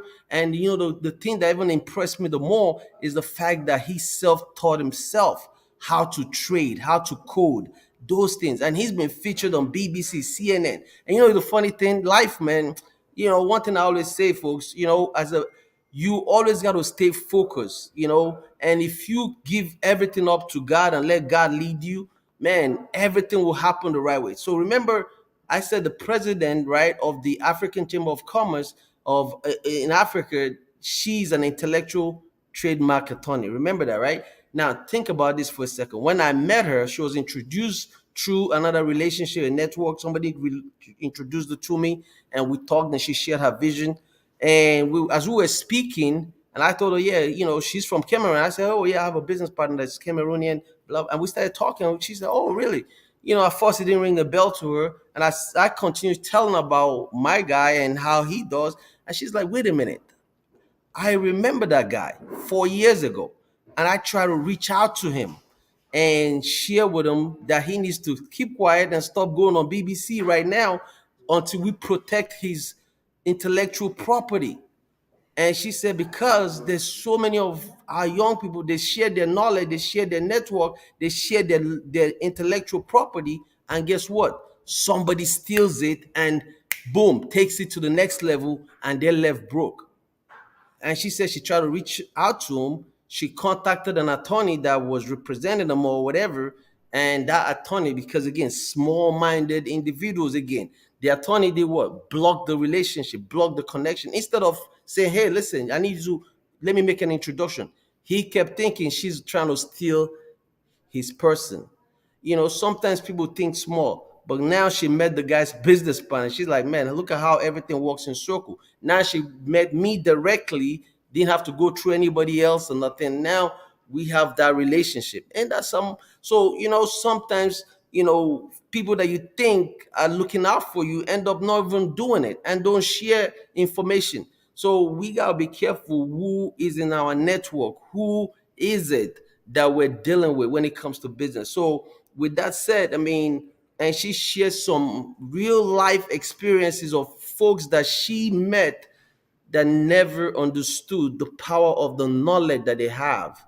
The power of the knowledge that have died. There's a young man, he's 78 years old when he passed away, medical doctor, scientist in Cameroon. And these are all documented. The CDC left America, went to Cameroon and interviewed this guy. They've been talking to him for years. When she finally met the gentleman, this gentleman, before he died a broke man, broke scientist, developed the cure for HIV. Imagine that. But didn't protect his intellectual property, didn't protect it. So, folks, it's so important when you're in business. You need to trademark your business correctly. You need to protect your intellectual property, your knowledge, because not saying you cannot share ideas and stuff, but at the same time, protect it. Protect the things that you have. Because in your mind, you might think, man, okay, it's nothing. But man, it is something, right? It's a big deal. Even your website should be protected. There's so many avenues that people can steal from you.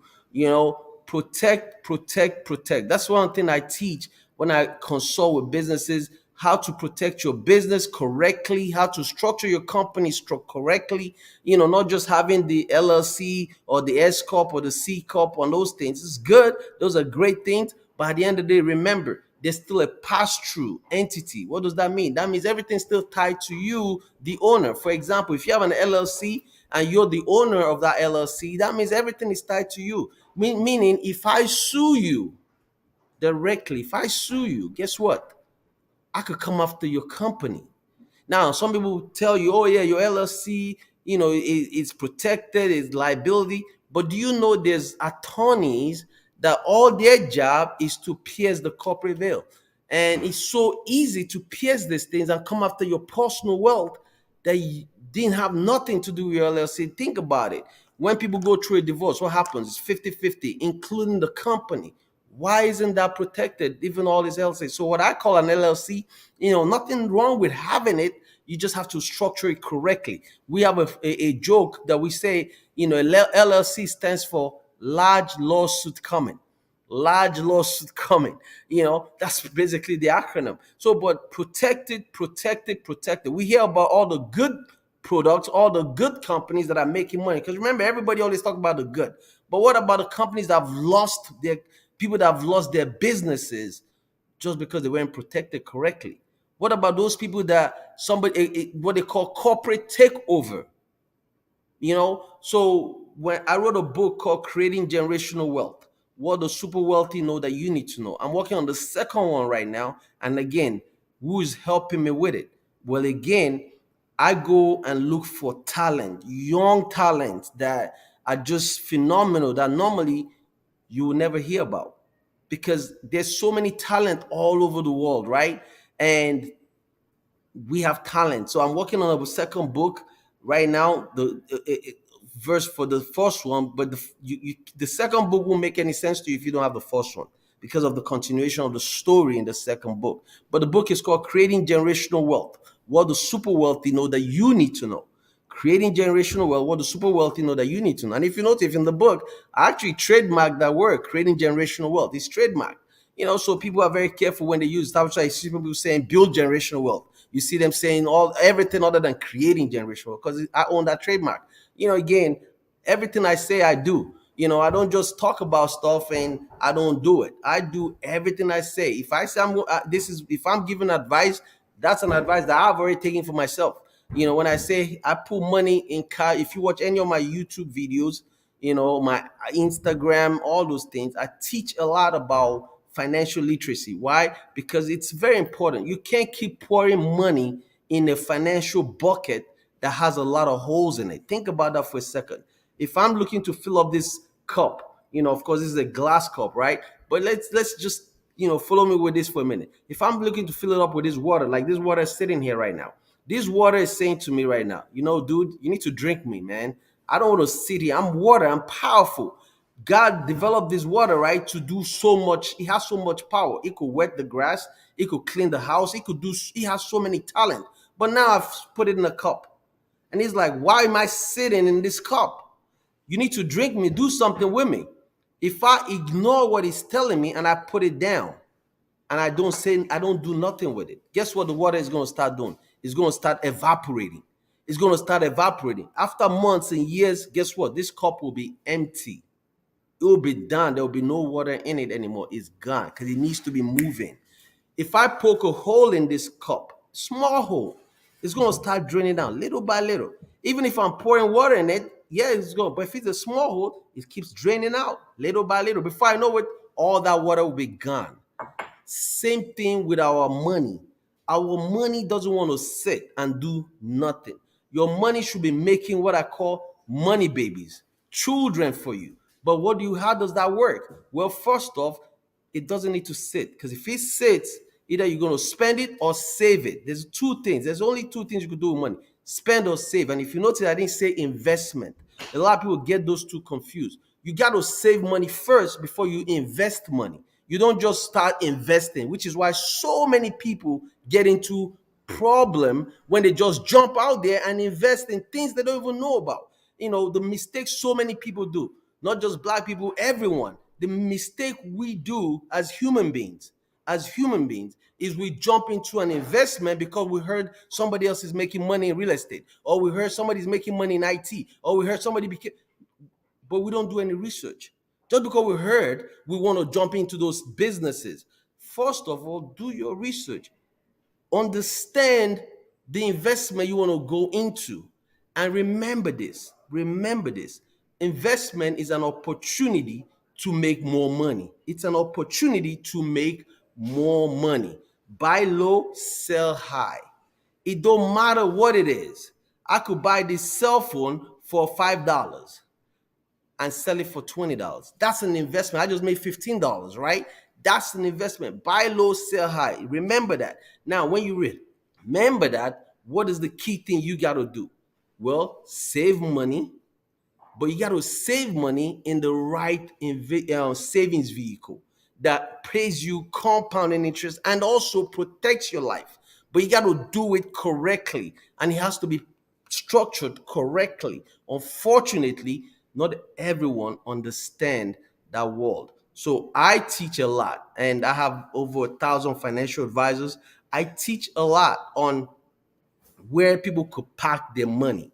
I always talk about using cash value insurance, which everybody, some people love it, some people don't. So there's so many different opinions on social media, on YouTube, on different places about it. At the end of the day, you're gonna get opinions about everything in life. It doesn't matter what it is. We all saw opinions when COVID came out. Everybody had an opinion about the medication, this, that. Everybody, there's always going to be opinions. The question is, what advice are you taking? What are you thinking about? What research have you done personally to figure out the right information for you, right? So what I teach is, again, simple stuff, strategies that I've seen wealthy people use, banks use. Because at the end of the day, I always say to myself, Douglas, if you want to be wealthy, who do you want to listen to? Wealthy people. I don't want to listen to anybody else. So who are the wealthy individuals I need to look at? Not just people, but what about corporations? What about businesses? Because if I want my business to scale up, I need to look at businesses that have scaled up, that continue to amass money forever, for generations and generations, that have been around forever. When you look at the banking institution where all of us go put our money in, right? I look at the big banks and I say, okay, who do they invest in? Where do they have a lot of their money in? Then I start finding information. There's something called bank-owned life insurance. Bank-owned life insurance, meaning a bank owns life insurance. But a bank is not a human being. It's a corporation. How does he own life insurance? Then you got to dig deeper into it and see, why is it beneficial to them? How do they own it? Well, they don't own it on the bank. They own it on the executives. So if I'm looking at the executives, when I look at my family as a family unit, my family is a business. Now, people are blown away when I say that. How is your family a business? Well, I'm the president, and the vice president is my spouse. The children are employees of the family business. Now, think about something for a second. When somebody hits 150 million in wealth, they have what they call family office. You see all these levels.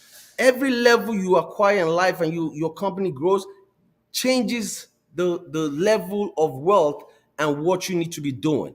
So they have family office. You don't have to wait till you hit 150 million to start recognizing your family as a business. You got to start looking at the furnitures in your house, like the furnitures behind me. Those same furnitures could be put in somebody's office in an executive office building, right? Because at the end of the day, it's called a furniture, right? When you go to businesses, you see furnitures that they have. So you now have to recognize your family as a business. Now the question is, if something happens to the president of the company, would the business die or would the business continue? How are you protecting the key decision maker, the key head of the family business? Many of us, as business owners and professionals, don't even have $1 million in life insurance. That is so sad. Ask yourself a question. How much, for those of you listening and watching, how many of you have even received a check of $1 million from somebody because somebody died? You cannot keep saying we want to build generational and create generational wealth, and yet we don't even have the only vehicle in the world that is paid out to your family members without a single dollar in taxes. A single dollar. They don't pay not even a penny in taxes if it's structured correctly, right? So there's a lot of things that we got to think about when it comes to creating generational wealth, which is why I wrote the book. Why? Because I want to make sure that before you start your business, before you start buying real estate, before you start doing all these things, great stuff, but before you start doing it, how are you structuring to make sure you do not pass those businesses over to the IRS, so that the government don't come in and take your business from your families and force them to sell it because you don't have the proper structure in place. So many of our great great grandparents left land, left properties to the children's, and the children's children have those land now. But if it's not properly structured, there could be huge inheritance tax that follows through, right? So at the end of the day, how are you structuring your company? I'll just give you all this. In 1913, write that date down. That was when taxes was introduced to America. Taxes was introduced to America in 1913, and it was supposed to be temporary, meaning they just want to tax people, but just temporary right now. And the highest tax bracket in 1913 was 7%. 7%. Imagine that. What is the tax bracket right now? Well, let me give you another clue. In 1944, if you make $200,000 in income, you are the high tax bracket. And guess what the highest tax bracket was in 1944? 94%. 94%. Ain't that something? Today, the highest tax bracket is 37%. So look at the way it goes from 7%, 94%, 37%, a roller coaster ride. But check this out. The key is taxes takes a lot of money out of our pocket. I call taxes one of those holes in your financial bucket. That leaky hole in your financial bucket. So if you have $1, if you make $1, here's another thing we educate our customers on. If you make $1, for every dollar you made, 40% of your dollar goes to taxes. Imagine that. Think about that for a second. 40% of your dollar goes to taxes. 40%. Now, most people think about, oh, they just took out money from my paycheck, income tax, Medicare tax, all this. That's good. They take that immediately. I mean, the IRS, boom, is gone. But how about the tax you pay when you go grocery shopping? What about the tax you pay when you go on vacation with your kids? What about tax you pay when you go do all these things?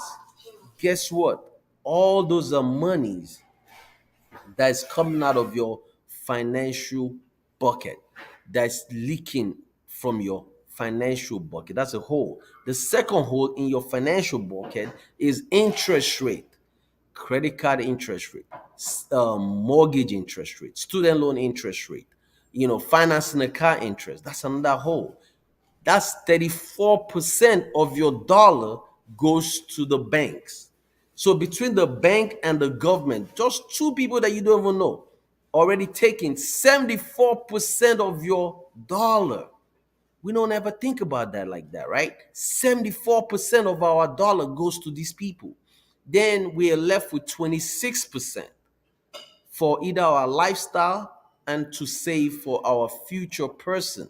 Unfortunately, most people spend 23% of that dollar in their lifestyle, their current lifestyle, enjoying themselves, going on vacation, doing the things that gives you joy, that makes you happy. Because guess what? You cannot make anybody else happy until you're happy. So at the end of the day, you are doing the things to enjoy your lifestyle, right? And then we're left with 3% to save for our future person. 3%. That's like, it's hard for somebody to retire in the future with 3% of their total income. So from the time you start working to the time you reach age 65 or whatever your retirement age number is, you look at all that. That's why we see the average 401k money, because that's where most people put their money. 401k money is $60,000 earmarked for retirement. That's not a lot of money that person could retire with. That's not a lot of money. 60,000. But the rest of the money goes to the government and the banks. So we need to plug those financial holes first before we start scaling up. Excuse me. So this is important for us to use and continue to build this financial wealth that we've put together. Man, I tell you, when you start talking about government and banks, they come after you. So, understanding the power of your money is so important. Once you understand it and understand how you can become your own financial bank and use your money 2 to 3 times, just like the banks do it, before you giving up your money, makes a big difference. So with that, I just wanted to share that knowledge with you all this morning. Again, I thank you, Dr. Kelly, for putting this together, educating our people and our business owner families as we continue to grow our businesses and individuals. Man, let's continue working together and just keep empowering the knowledge.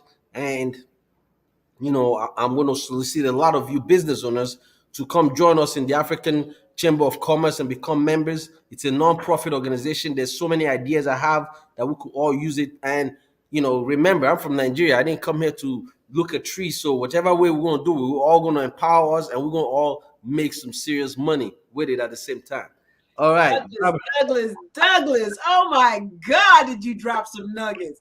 My favorite, one of my many favorites that you said is LLC, large lawsuit coming. Oh my God, you blew my mind with that. You blew my mind with that. I'm gonna let you catch your breath, but I'm gonna ask you a couple questions. Listen, anytime you start talking about helping the Black community come up higher, the enemy coming after you. He just choked you up right quick. But I'm gonna tell you what, you have some very good information. If you're watching this or not watching this yet and watching it on replay, go back to the beginning and listen to Douglas Aza. That's it, right? You got it. You got it. Yeah, go back to Douglas Aza and listen to this information about structuring your business. Okay, first of all, how do we become a part of the African, what did you say it was, African Chamber of Trade and Commerce? How do we get a part of that? So we'll go on the website, and we have, I could put it in the chat bar. and then just become a member on there. What I'm doing, we're restructuring since I was just elected the U.S. Person here.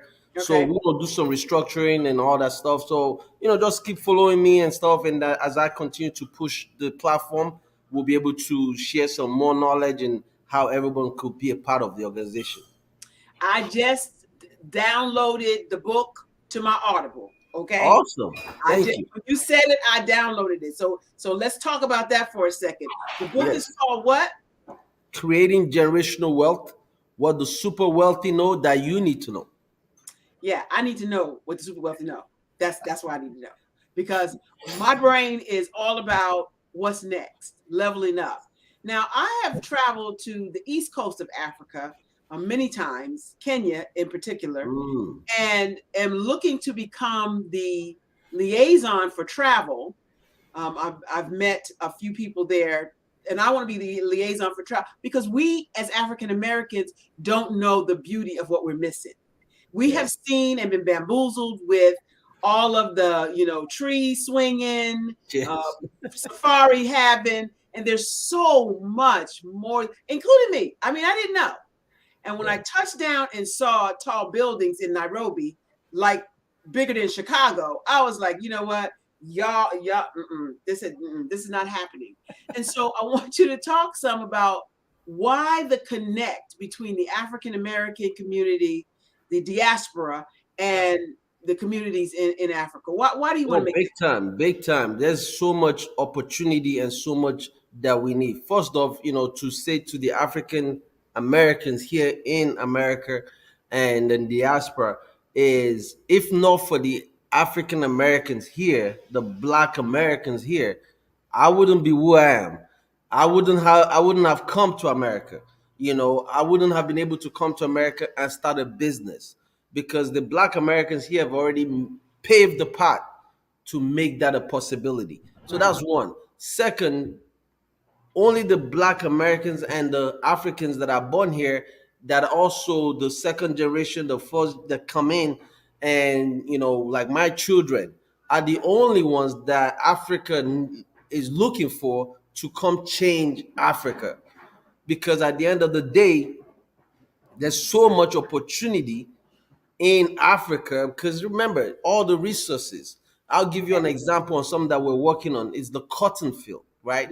Cotton is it's Africa produces the highest quality of cotton, highest quality that is sold every day to the Germans and the Chinese, and they go reprocess it in their country and sell it back. Sell it back to the world. And we're not making any money off of that.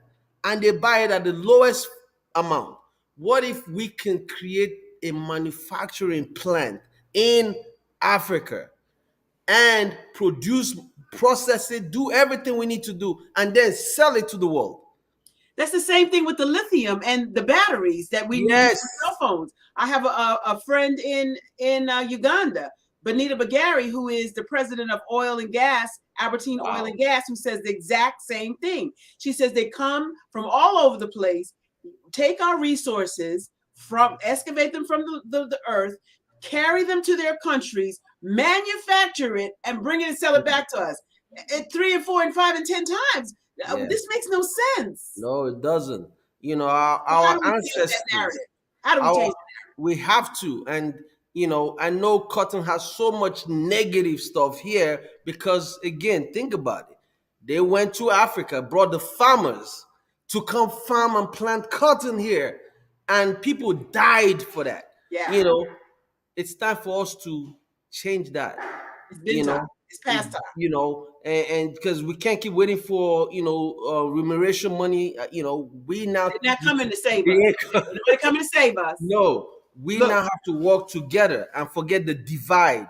That is being planted, because there's so much divide. Oh, Africans don't like black people. Black people. Yes. All lies. We're all the same. If I show up anywhere in the world, I used to go when I traveled before I became an American citizen. I used to claim American. Everywhere I go, I'm an American. Why? Because the doors open up just saying that. Yeah. And they love Black Americans all worldwide. I mean, the reason I came to America was watching Soul Train. I'm like, Who you dating yourself? How do we get in touch with you? Just when you say follow you, how do we get in touch with you? I already linked up with you on LinkedIn, so don't try to play like you don't know me when you see my connection request out there. I'm gonna respond to it. So on Instagram, my name is I am Douglas Eze. Okay. I am Douglas Eze on Instagram. On Facebook, of course, I'm there, Douglas Eze, and YouTube, Douglas. Just my name, Douglas Eze. You see me everywhere. I'm all over the social media, and definitely, reach out, send me a message, say, hey, I saw you on Black Business Network, and I want to tap into you. No, I respond to every message. I actually have a YouTube video that came out. It's a documentary called African Millionaires in America. Yeah, I'm It came definitely out. looking for that. It came out on Voice of America about a month ago. We have over 2 million views worldwide. That's powerful. So you could tap in and watch that too. Get to hear about me a little bit. Yeah, Nancy Pettaway's out there. She said, thanks so much for sharing. Protect, protect, protect. And Yes. Dr. Madeline Ann Lewis is out there. She said, Douglas is my financial advisor, and he's always giving me good financial advice. I want him to be my financial advisor too. I'm going to be looking for you. Don't play like you don't know me when I start reaching out. I'm just saying. No problem, Barbara. I see you now. I see you on there. Just popped up. So yes. Got the book. I'm going to have the t-shirt, the keychain, all of it. Let me tell you. No problem. Thank you so much. Pleasure. Oh, Douglas Eza. I'm so excited, delighted, and ignited to learn about you. I appreciate you being on the Black Business Expo USA. We know that you are doing phenomenal things in the community, and we appreciate your sharing this morning with us. You know what? You're a genius. Genius is common, and we'll see you. I'll see you on the other side. Wow, wow, wow. Douglas Eza, phenomenal presenter, phenomenal man, doing great things in the community, both for our youth as well as old heads like me. Thank you so much for being here. If you're just joining us, you have missed a lot. Go back and watch the replay. We are the Black Business Network USA.com, and we are here as a fundraiser promoting the scholarship. This is a fundraiser for our students. Our kids are going to college. High school students and beyond are going to college. They need our help. They need our help. So if you are a student or a K through 12 entrepreneur, you can apply. www.blackbusinessexpousa.com. We are looking for you to contribute to the cause. Go to Cash App, $BBX USA, BBX USA. It's on Cash App, $BBX USA. Thank you so much for tuning in. Thank you so much for being here. Genius is common, and we'll see you. I'll see you on the other side. Hello, this is Israel, and I am CEO of Daydreams Interactive and author of Princess Planet. So, genius is common, and as a kid, I loved to daydream. Even as an adult, I loved to daydream. And when my daughter became 6 and loved princess characters, but we just could not find the diversity that showed her, we created our own characters. So, for instance, you have Princess Nulu right here. Princess Nulu is from Uganda, and her genius is that she loves to take care of animals. She can actually even listen and hear what they say. And then we have Princess Isabella right here. Princess Isabella, she's from Cuba, and her genius is biochemistry. One day she hopes to eliminate disease. Then we have Princess Nia right here, and Princess Nia is based off of my daughter, and she is what she wants to be, the greatest dancer alive. So that's her genius. So what's your genius? My genius is my imagination. Genius is common. Genius is common. Hello everybody, my name is Lil Asmar. I'm 13 years old. I'm a kid prodigy bass guitar player. I'm in 7 different magazines. I've been on Ellen DeGeneres, Steve Harvey, Little Big Shot show twice, Harry Connick Jr. show twice, Wonderama, played with so many celebrities, on the road with Uncle Bootsy Collins, played with Nate Watts and Stevie Wonder's band, been on so many big TV shows, and this is what I can do.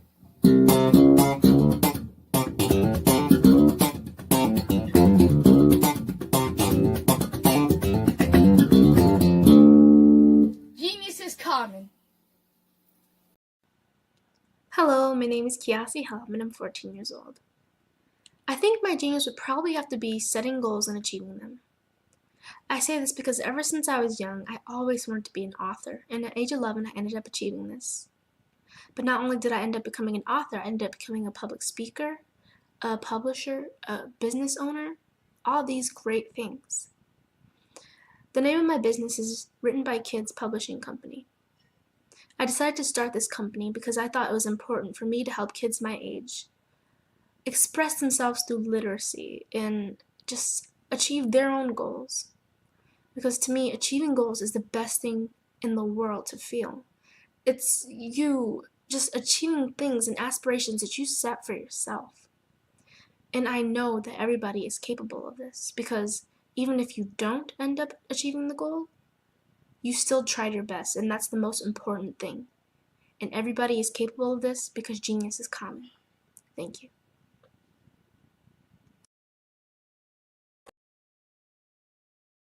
Producers, directors, I met designers, and then everybody said, oh, this is my 6th year, and oh, this is my 4th year.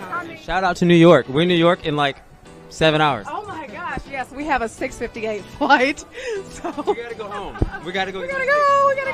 Let me tell you something, every single person that's come through the store has spoke so highly of you, and what a great event this is, yes. I'm representing DJ Darryl, who is a platinum producer.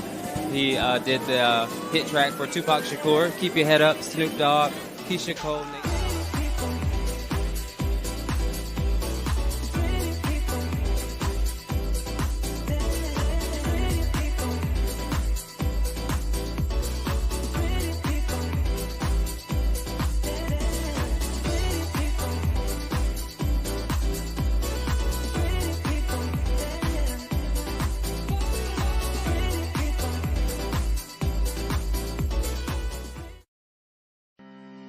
Are you aware that showing off your expertise can gain customers and position you as an expert in your industry?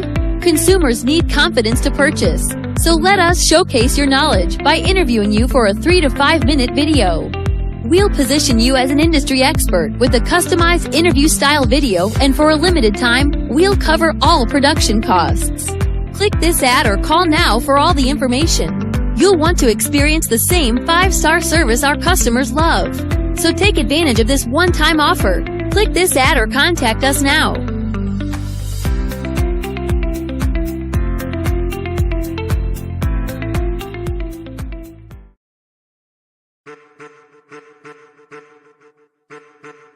I am a child of the Most High God. He has gifted me in ways that I could not even imagine and didn't know.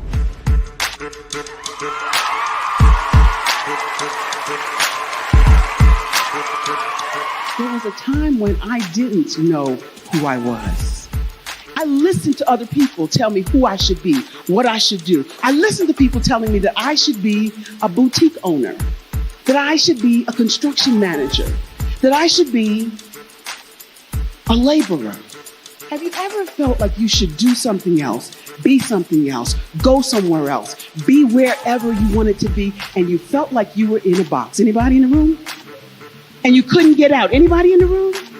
And you kept trying to go and you couldn't get out. Anybody in the room? But let me tell you, you need to rock the box. Rock the box.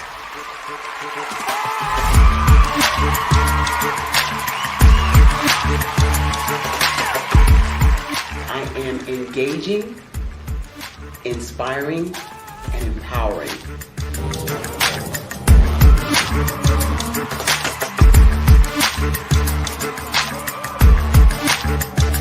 I would give you everything I know.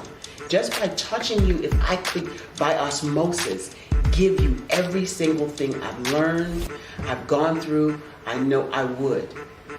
We know that's not possible, but as it is possible, I love to share information with people. Some of you out there, people have told you that you can't be, you can't have, you can't do. But I will tell you, like Kingston said, you can, you must, and you will. If it's to be, it's going to be me. You got to say it. If it's to be, it's going to be. If it's to be, it's going to be. If it's to be, it's going to be.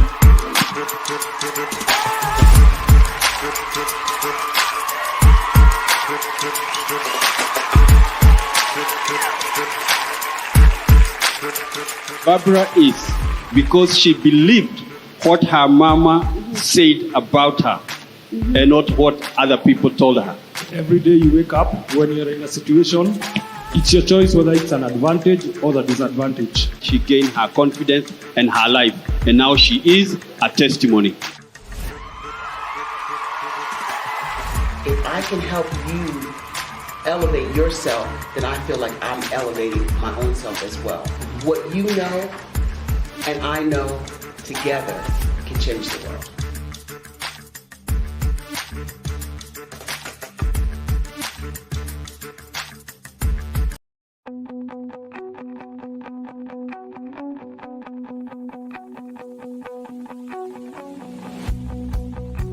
I am Black business. From the moment I wake until the time I sleep. Yes, I am Black business. I am Black business. Tell me, are you Black business? I am Black business. Do you support Black businesses? Listen, I support Black business because I am Black business. Black Business Expo, one of the largest business showcases in the history of Black business in the world. The world. Sign up today